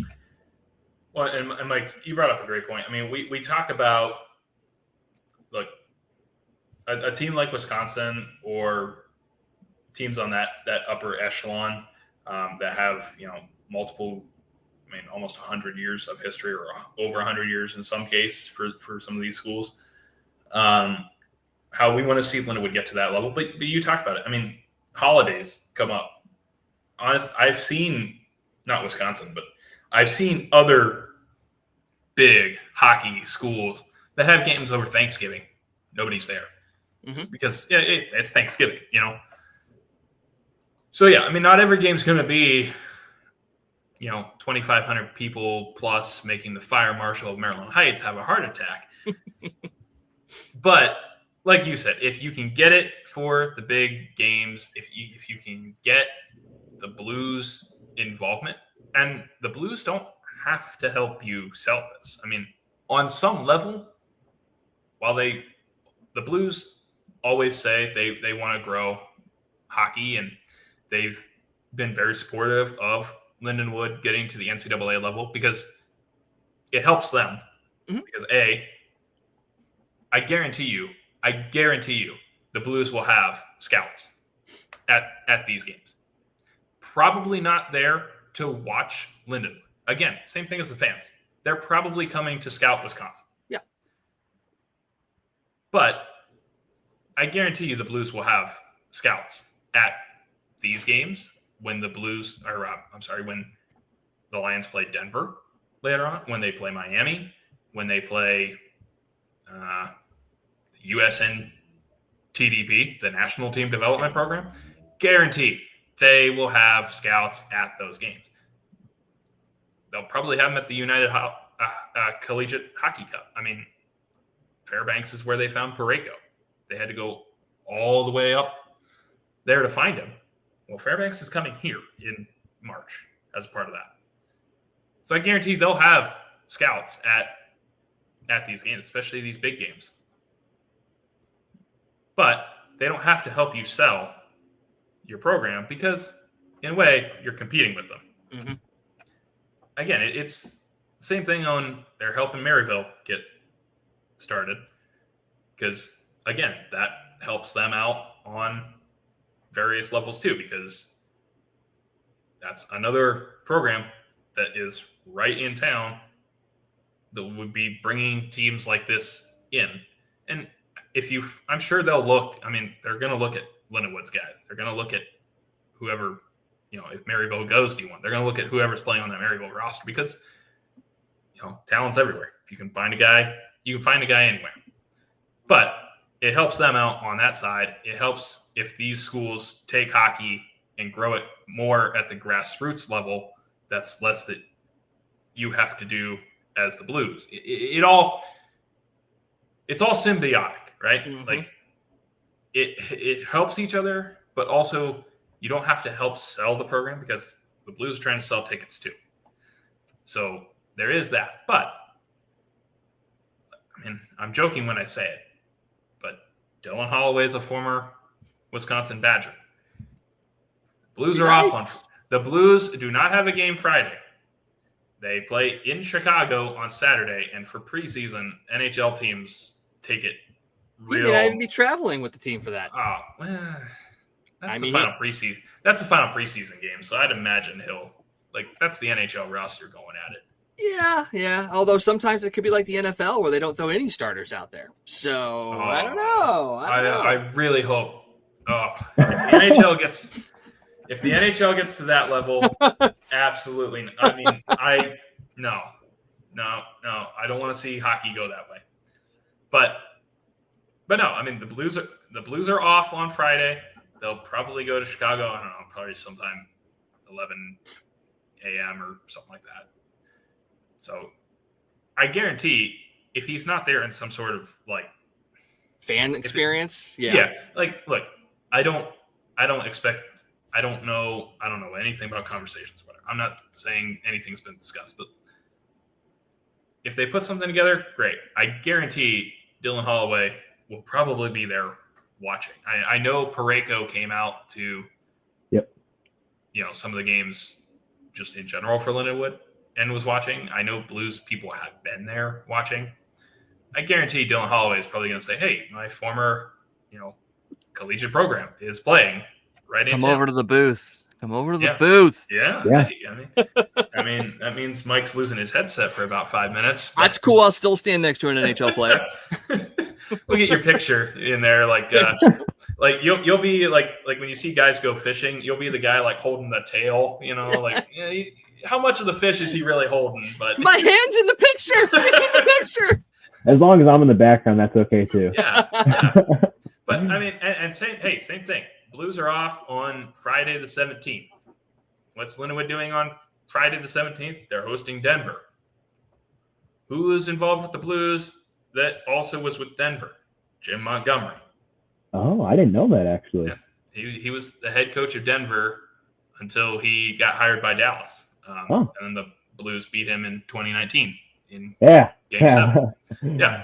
With the hometown hero. Yeah. Hometown hero, baby. Yeah. Yeah. I don't know if there's anybody on the Blues roster that went to Denver. No, I can't. Usually I have pretty good knowledge about that, but I don't think so. You have UMass, but we don't play UMass at all. And obviously Parayko at Alaska Fairbanks. A lot of these guys, neighbors, a lot of them played in the Canadian junior leagues.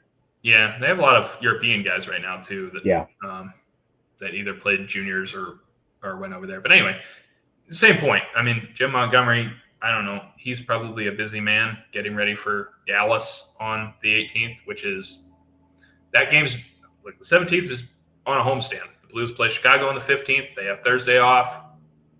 17th off on Friday. Then they're home for Dallas on October 18th. But, look, and Dylan Holloway's a busy man too. I'm not saying he's got nothing else to do. But I would think, those guys probably have some connections and know that their former, especially with Jim Montgomery, because his former assistant is still the head coach at Denver. So, I guarantee there's somebody that's going to have a lunch. They know what's happening. Yeah. They know what's happening. Somebody's going to have lunch with somebody and say, hey, look, we're in town. Can you do this for us? Or, So are you saying that we could essentially be seeing a progression of social media posts this week that would build excitement to this weekend's games, where you have, hey, students, let's hop on the bus and go from the football game in campus to this game against the top 20 team. Maybe a couple days later, it's, hey, fans that are going to the football game, here's a deal for you. You got tickets to the game. Well, hey, now you got tickets to the hockey game as well. And then, oh, hey, maybe on Thursday, surprise, we've got a special player dropping the puck as a ceremonial puck dropper. Come on out, get your tickets now. Like, are we potentially, can we say maybe that is going to happen? If it happens, we're taking full credit, okay? Now, again, like you said, it's been talked about before. That's fine, but we said it first. That's all that matters. Just get we got to put the Frozen Roar logo on those buses on Saturday. So if somebody's got the ability to print up a couple of stickers and just go on Saturday after the game or while that football game's going on, just slap a couple of them on the bus, we're good. I know. Put it on the UTA Martin bus too. Yeah, put it on the there you go. Tennessee State's getting a hockey team. Why not UT Martin as well? Well, maybe. Well, I know. Yeah. I know. I don't know. I'm not going to say we will see posts like that. I'm just saying it'd be great. It'd be great if we did. Like that relationship is something that has come together before. It's helped Lindenwood get where they're at. I had this in mind a little bit earlier when we were talking about scouting at those games. I think it's pretty cool, which they should do this as well, how at those prospect camps, they invite at least one Lindenwood player, which in my first year, which is when I really started paying attention, was Trent Burnham. I'm so bad with names. And then last year was Christoph Papp. And then this year, at the time, was affiliated with Michigan Tech, is Owen Barskevich. So the Blues are watching. They know, because you're in the same exact place as them. So those scouts have a pretty busy schedule. But hey, if you're in St. Louis, why don't we just go down to Centene and watch the hockey game? And no, it just so happens Wisconsin's in. So, and then also real quick, just kind of getting completely away from what I was just talking about. But just today they came out with this Dog Nation Hockey St. Louis. I don't know if you guys saw that. I saw something about that, yeah. Yeah, and it just came out today. So it's against Denver, and tickets are $15 each, with 50% of the proceeds going to Dog Nation, which is like they support the hockey community in times of crisis. Is kind of what their bio says. So you can tell they're doing little things like that to bring the people in. Because a $15 ticket, first of all, that's a great deal to watch college hockey. Because I was thinking with my dad, I was like, hey, why don't we go see Penn State play this year? I know Lindenwood doesn't play them, but hey, it's Penn State. I was, looking at tickets being fun. It was like $168 for a ticket. And I'm like, that's the Gavin McKenna effect. That is true. And I know we don't have Gavin McKenna on our team, but that's more than a VIP ticket. That's all-inclusive food and drink at Centene. So we talked about, the prices are family-friendly, which 100% they are. But when you got deals like this going on, capitalize on it, and you're also helping out a fantastic organization that's also supporting Lindenwood. So I do like to see, we're doing this bus thing, which I was kind of hoping for, which the video made it seem like they were only doing it for the Friday game, which I'm not too sure. I was kind of hoping they would do that for the Saturday game. I thought in my head, it kind of made more sense, buy a ticket, football game, get you a ticket to the hockey game and a bus over, kind of like a package deal. But hey, like we said, this is the start. This is how you keep building. More ideas come with this kind of idea because students go, wow, that was pretty cool. But what if we had this too? And I know they have BOGO canes too, which you can't get a better deal than that. Let's be real here. So walk over, get your canes, hop on the bus, and go to Centene. Exactly, and we'll I'm 18, but we'll be 21 here. It gives you the opportunity to also drink with your friends. You don't have to worry about driving. The bus has that covered, and it's free. The bus is free. I mean, that's a great deal. Like you said, Matt, I would enroll as a student just to get that kind of deal. I'm about to start taking a bowling class or something. I know.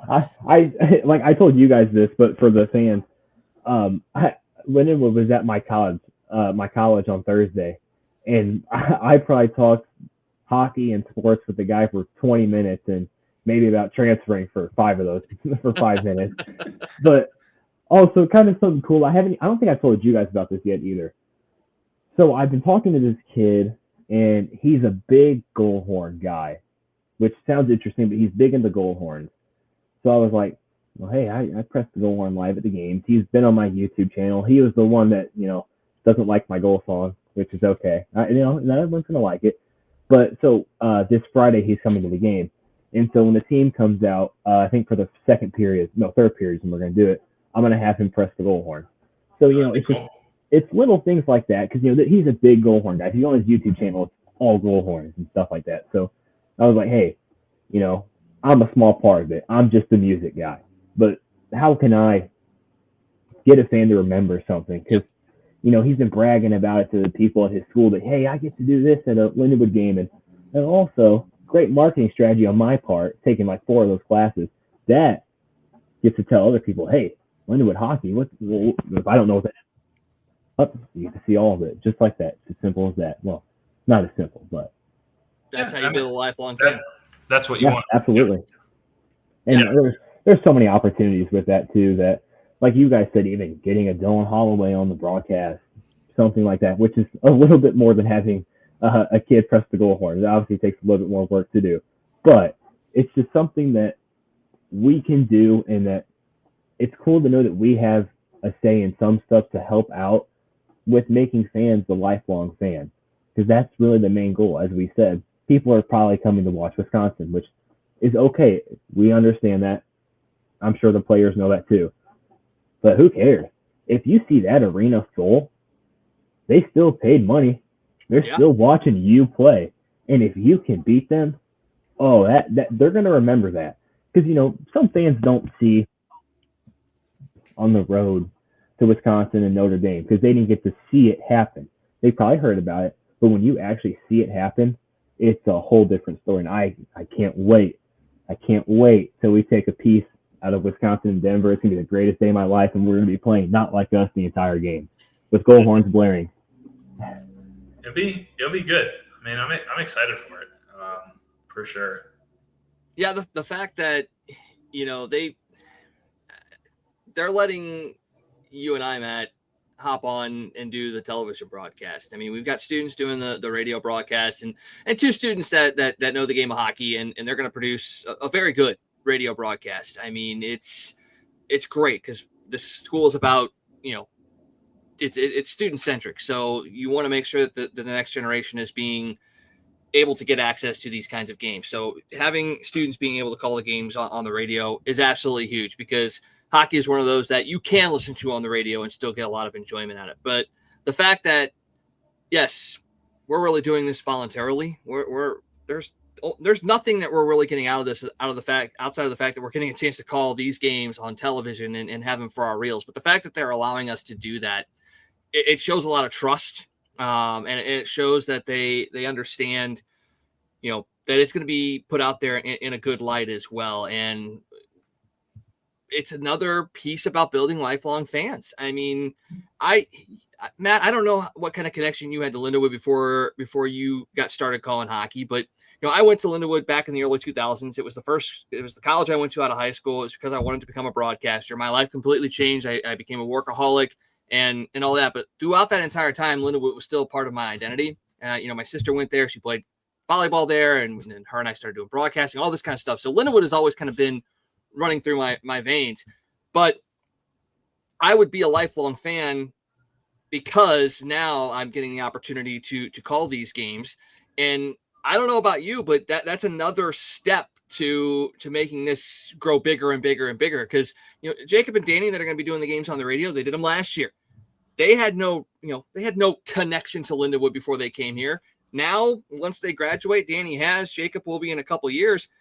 They're going to go on to other things, and Lindenwood's still going to be on their resume. They're still going to track Lindenwood hockey throughout the rest of their lives. So this is the way that you go about doing it. Having some kid come over and hit the goal horn before the team comes out, that builds something. That maybe that becomes a thing. Maybe they can market that and be like, hey, this is our horn blower of the game or something. Like, I mean, those are the things that you can do to build those fans. And it's starting small, but I think it's building to something bigger and better in the next couple of years.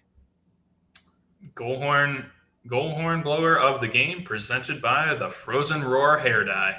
I like it. I'll try to kind of document that day. And it gets so hectic on opening days all the time, but I'll try to document that a little bit so we can kind of share that somewhere, because it's a unique opportunity for a kid that loves it. And I'm glad I got to share that to people, and they'll get to see it, because there's opportunities like that maybe aren't necessarily available right now, but you have to create those opportunities. Because I talked to my boss, Carrie, about it, and she was like, yeah, that'd be a good idea. Just let me know what game is coming to, which I have not done that yet. I need to text her. But Carrie, you're getting an email first thing. Yeah, apologies. A little delayed, but it's just stuff like that. You have to create the opportunity for it to be there, because hockey's so unique with this. It takes one game for someone to fall in love with it. My mom's side of the family was not into hockey whatsoever. They grew up in Texas, so Dallas Stars a little bit. But once she met my dad and my brother played and I played, hockey's just been everything for us. And one of my friends and his girlfriend, I took them to a Lindenwood game last year. I think it was against UNLV, but it was their first hockey game ever, and they loved it. And they want to go to a game this year. And I told them, one of them is his dad graduated from Denver, and I was like, hey, Denver's in town. Why don't you come to that game? And it was perfect. It takes stuff like that, which I know we've been talking about for a while.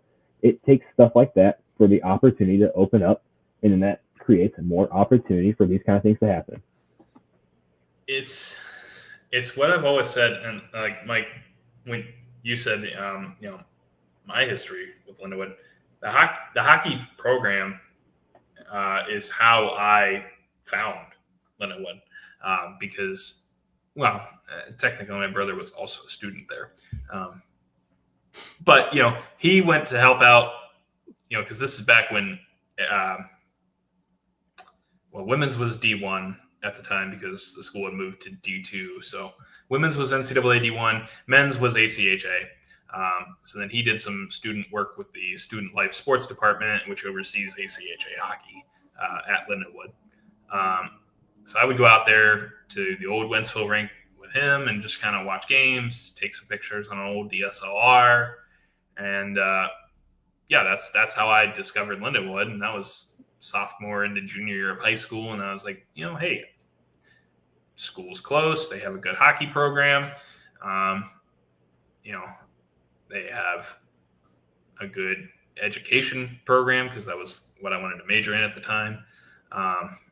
So I was like, hey, this kind of fits all what I'm looking for. A good school academically that's close to home, that also has a good hockey program that I can watch and follow and be a fan of. And then switched majors 2 years into education and said, hey, I want to call some hockey games. They said, oh, we can put that together for you. So been doing it ever since. But yeah, that's how I discovered, Lindenwood is through the hockey program. And athletics, I mean, Cam, you talked about it with the recruiting people that came to your school. Athletics is generally for any university, your front door. That's the front door of every university, and that's why schools at every level will put so much into their athletics. Most athletics programs operate at a loss for D1, D2, D3, NAIA, what have you. I'm not talking specifically Lindenwood. Most programs operate at a loss, but that's why they get the funding, is because athletics is the biggest marketing arm of a university. So yeah, I mean, if these are the things of what I always say, like Lindenwood can be such a great hockey school. It is. I know it can. Everybody that knows me knows I get a little frustrated sometimes when it's not at that level yet. And I know it will be. I know it can be. So to see these things come together to start getting it to that level, it makes me excited, because I know this school can win a national championship in hockey, and it can be that gateway for people to fall in love with Lindenwood like I did. And I've told you guys about this, how I'm a big marketing business guy. I've taken so many years of that, and I'm in college right now. And so it's always been a big thing whenever I haven't seen some of the things marketed, which I get. Marketing's hard. It really is. There's a lot that goes into it. There's a lot, especially athletics at a college. But, it was kind of, for me, it was kind of frustrating that, for a while there was not really much about the hockey team, which I get because we're in football season, we're in soccer. I get that. But with my case that I made earlier, which maybe hasn't been a thought before, of how there's no NCAA team for a while around you, like statewide. It's just a market that is so big and it's there, but it hasn't been tapped into yet.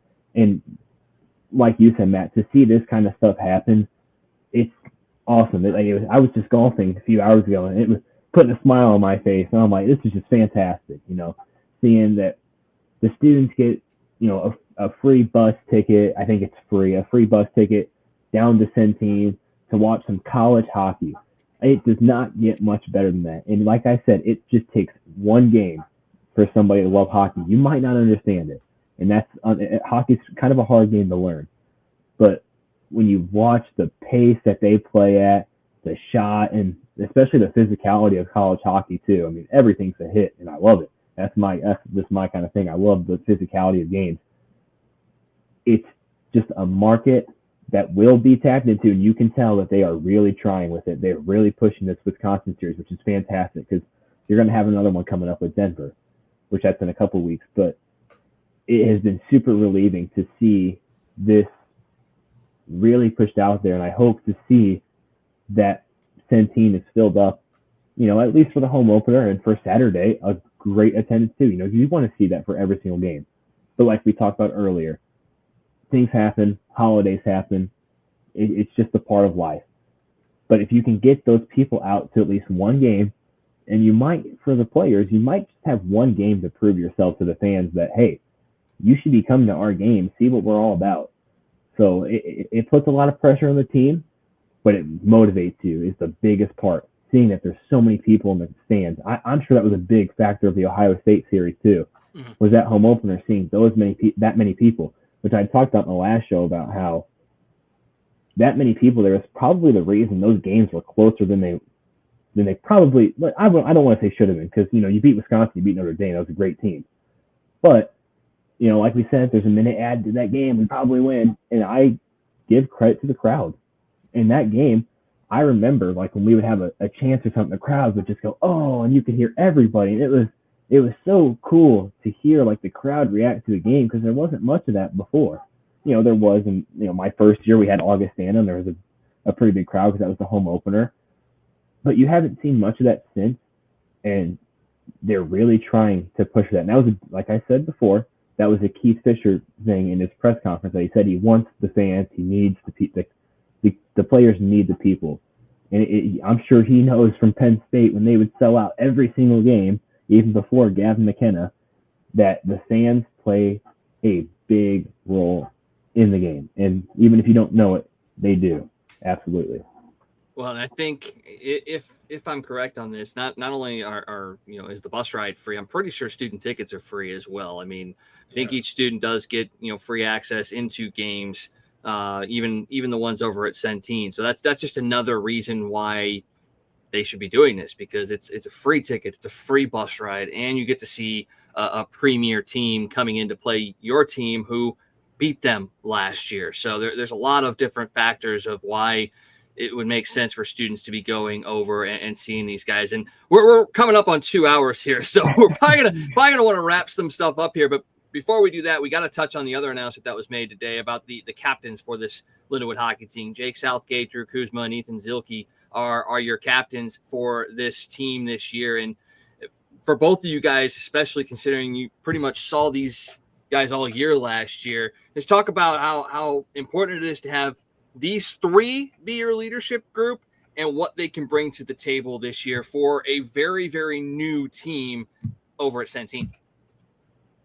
Well, to start it off real quick, Drew Kuzma, senior, been here all 4 years. Southgate and Zielke, been here 3 years. So it's great to see the guys that have stuck around and been loyal to Lindenwood get the letter on their jersey, which sometimes isn't always the case. Sometimes maybe it's not the right fit for the leadership role, but there's no doubt in my mind that these three absolutely deserved it. In my first year, or it might have been, no, it was my going into the second year. So when I create my warm-up mixes, I try to contact one of the players and send my warm-ups to them. Southgate was one of the guys I would do it to, and he was super supportive, hey, this sounds good. Hey, we want this song in there kind of thing. And so I kind of figured that he would get it just because, seeing even the Instagram posts and all that, just kind of how these three guys they're all about Lindenwood. And on an interview Keith Fisher had, he was talking about, he didn't mention who it was, but it was kind of obvious there's only two seniors on the team, how one of them is really excited for the Independent Cup, that they get to have that at Centene because they haven't had a thing to play for before. They haven't had a tournament to play for before. And, my consensus thinks that it was Kuzma because John Evans has only been here for 2 years now. And I think that just goes to show you that guys like this are going to be important to you, not only this season, but in the future, because they're going to stick around. Maybe that, now this might be a stretch, but maybe that comes into some kind of coaching job or some kind of job within the hockey team, because that happens. It's kind of like how Keith Fisher was a graduate assistant at Penn State. Just something like that along those lines. There's the way these guys, I think, were the three perfect fits. You got two juniors on the team, so they'll be, I don't want to say fighting, but they'll be competing for a captain spot next year, which I think is also a good little competition. But also one thing I know this might be a little bit interesting. Is that Drew Kuzma in a bubble? I think he's wore a cage all 3 years. So that was kind of interesting to see. I was like, is that the right guy? And I think that is. I think that's him in a bubble. So maybe we're switching some things up this year. I kind of like it. Yeah, that's a little bit of a change because he's had a cage for at least last year. I don't know about the year before, but yeah. Well, for photos, what would you rather see? Probably the bubble versus the cage. So that it might just be aesthetics, but it is something to look for. Yeah. Yeah, it's weird. He's the only one that has a helmet on. Yeah, I also just noticed today that they were on the website. I've been looking at it on the roster, how they haven't had any of their media uploaded, like the headshots of the players. They've been starting to do that a little bit. I just looked it up a couple hours ago, so I saw the other thing. Look at that lettuce on his head too. Why would he cover it up with the helmet too? Oh, that's a good head of hair. They all really do. Yeah. Well, the one thing I like about Kuzma, he played for Flin Flon too. I mean, come on, your captain played for Flin Flon. They had a good post about him too that just came out on Twitter, how they were, congratulating him, and it was like a whole article. So it was pretty cool to see how, he got traded there mid-season and was a big impact, and how their coach said that, it's not a shock. He was a leader from day one, even for half the season whenever he got the Flin Flon, or however you say. I'm so bad with pronunciations, but whenever he got there, that's what we'll say. So it's good to see that guys that have been loyal to the program have earned it and have gotten that captaincy, which, like I said, might not always be the case. Maybe they're not fit for that captain role, or I guess alternate assistant captain, whatever you want to say. But these three guys, no doubt in my mind, deserves it. But I also thought it was kind of interesting that there's only 2 guys wearing the A. There's usually 3 guys. And last year they had a captain for the away games and a captain for the home games, which is kind of different too. I hadn't heard of that personally, so that was a little bit different to see.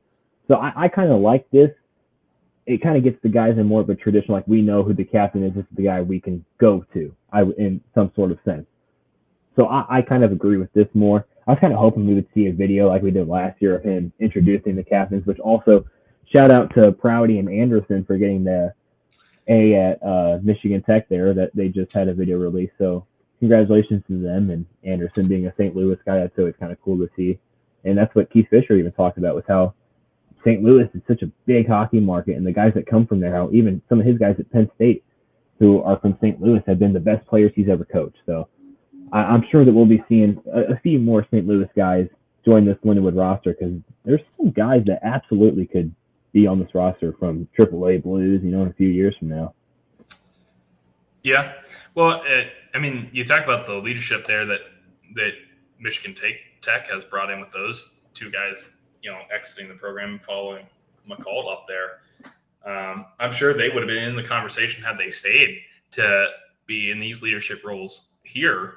But with their departure, it's opened it up even more for this trio of guys.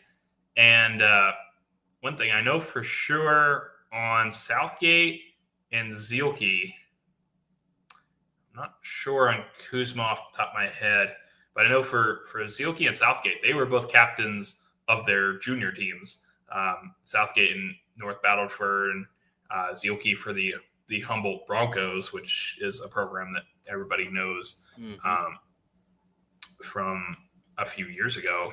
Well, actually, it's been more than that. It's been getting lengthier and lengthier. Yeah. But either way, they've been captains before. I'm pretty sure Kuzma was for, maybe not for Flin Flon, but maybe for his team. I think it was the team that he was on originally that year going into it. Yeah. But either way, these guys are experienced leaders from their time in juniors, and so they are able to translate those skills naturally to the team this year. And I'm sure those guys, while they haven't had letters on their chest, they've been leaders in that locker room. But here's 3 guys that, we've talked about the upheaval of the roster a lot. These are 3 guys that they've been around the block. They're here. They know Lindenwood. They know what it takes to get to. They've been through the ins and outs of beating the Wisconsins, the Miami Ohios, the Notre Dames last year. Again, 3 guys that can sit down with the team and say, like, hey, look, guys, we've all come from, different teams. Some of us, like a guy like Clayton Knapp in goal, played for Minnesota Duluth. I'm sure he's had excellent games against, Wisconsin and whoever, some of these top programs. But these are 3 guys that can say, look, here's what it took last year. Here's where we need to be. We know the ins and outs of Lindenwood.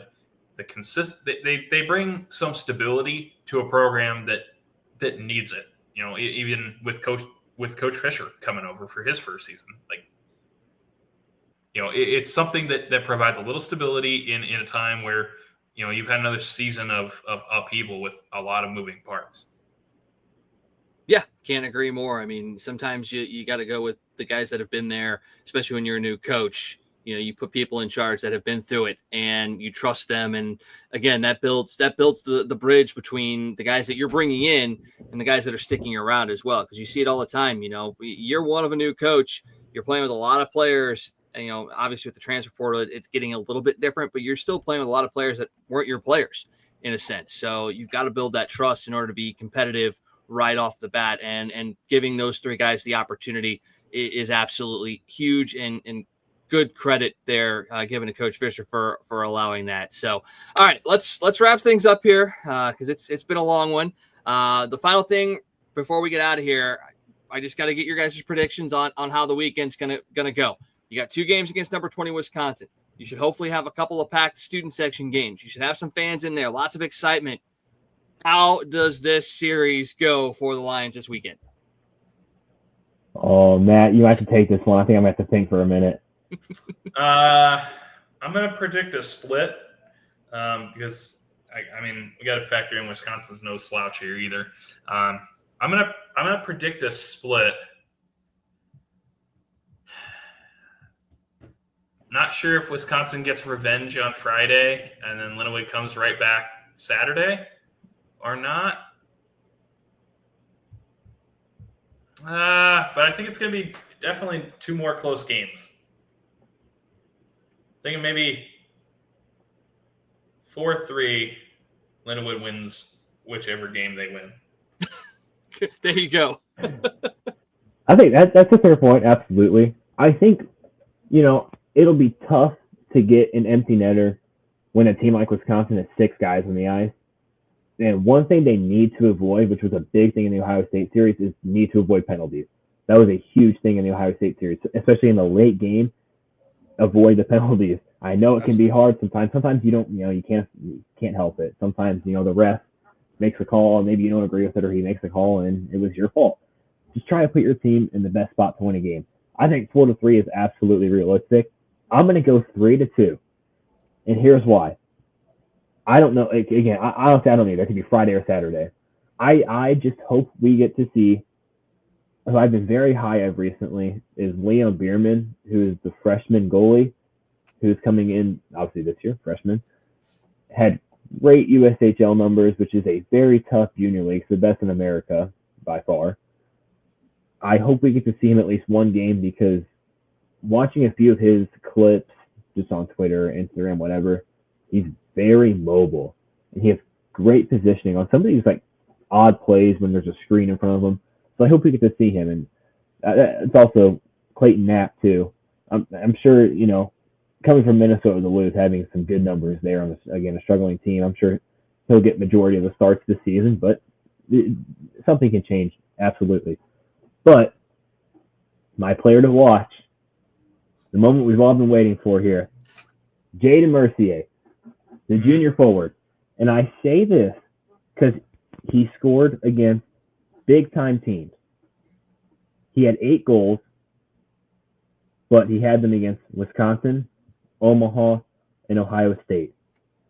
6 of those 8 goals came off of 2-goal performances.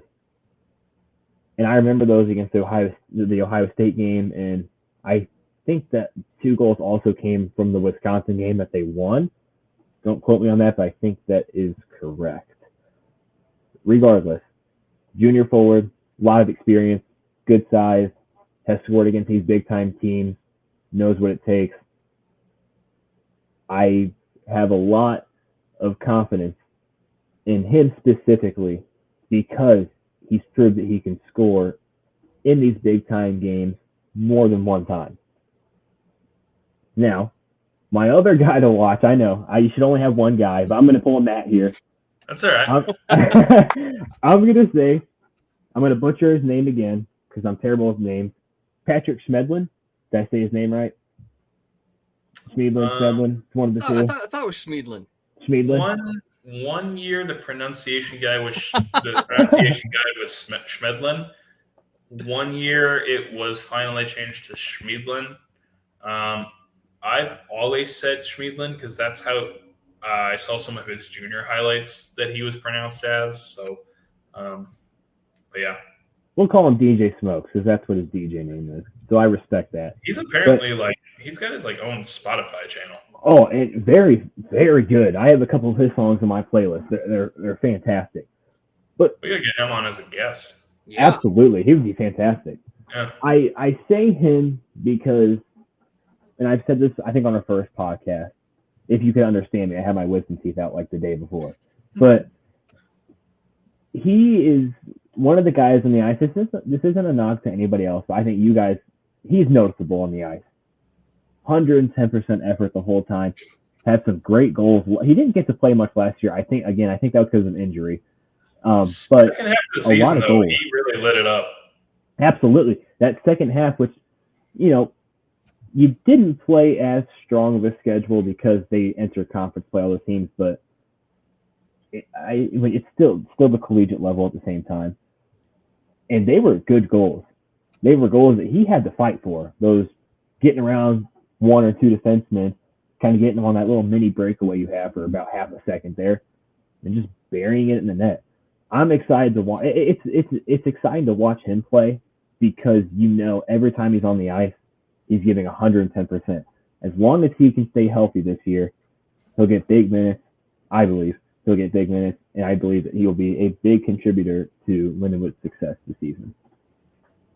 Well, I can't break up the set. I guess I have to say it's going to be a split as well. I'd love to go very optimistic and say we get the sweep, but I mean, I feel like the same as you guys. I mean, it's may not be game one. It may take it to that second game before these guys really start to gel and figure out how they're going to play off of each other. But would it surprise me if they go out in game one and use all of that excitement and energy and shock the Badgers yet again? No, it would not. But I think I'm in agreement with you guys that the games are going to be close. If we see an overtime session, that wouldn't surprise me as well. I mean, we saw it last year. It was a win and then an overtime loss. So, it could very well go the same as last year. But, I'll agree with you guys and go for the split, again, for selfish reasons, because Matt and I will be on the call, and it'd be great to be able to call a win against the top 20 team, something else to go on the resume. Yeah, that'd be fun. I'm ready to blare that goal horn. I know it. When I used to play too, when that goal horn would go off and you're the away team, it would really just be like, dang, that's especially when it's an annoying one, which I don't think mine's annoying, but I just can't wait, especially at the end of the game when that buzzer goes off, to time it just perfect and hit that buzzer right as the time runs out because we won the game. This is where I'll differ from you then. Yes, I said the games are going to be close. I didn't say they're going to be low scoring. And I don't want to take anything away from the goalies, but let's have a 9-8 game. Let's have a 9-8 game. Why not? Why not? I want Matt to lose his voice and the goal horn to run out. I already did. I already lost my voice on the game-tying goal for the women's team this past Saturday because my voice is not in mid-season form. Luckily and unluckily, nobody really heard it because there were some audio issues with the broadcast. But we can't talk about that. We can't talk about that. Yeah. But, there were some people coming up saying something during the game. Some of the St. Thomas fans were understandably a little upset, but and I get it. But they'll have those. They'll have those sorted out. I guess. Correct. Let's hope. All right, guys. We've probably well outstayed our welcome to some people that are listening, but thank you for those that have. We were able to talk about all four programs, get everybody hyped up for the games on Friday and Saturday. Make sure you guys come out to see the players, but come out to see us too, because all three of us are going to be there on Friday and Saturday. So, I mean, if that's the excuse to come out and watch some Lindenwood hockey, do it, because it's going to be a lot of fun, and they can definitely use your support. Guys, thank you so much for joining us, and I'll see you guys on Friday. I'm excited. I'm ready. Let's get it rolling. I'll be looking forward to it all week. I'll be ready when I punch out on Friday. We got to start updating the spreadsheets, Matt. We got to get that. We got to start putting in all of our notes. I've actually I found something to send you here when we're off the air. So. Yep, we'll get the game notes together for sure. Awesome. We'll come out, hear Cam's music and all the goal horns that he's going to go. Tune in, listen to Matt and I on the broadcast, and then make sure you come back and listen to the next Frozen Roar episode. We'll be recapping the games that were and previewing the games that will be. Thanks again for joining us, and we'll see you guys later.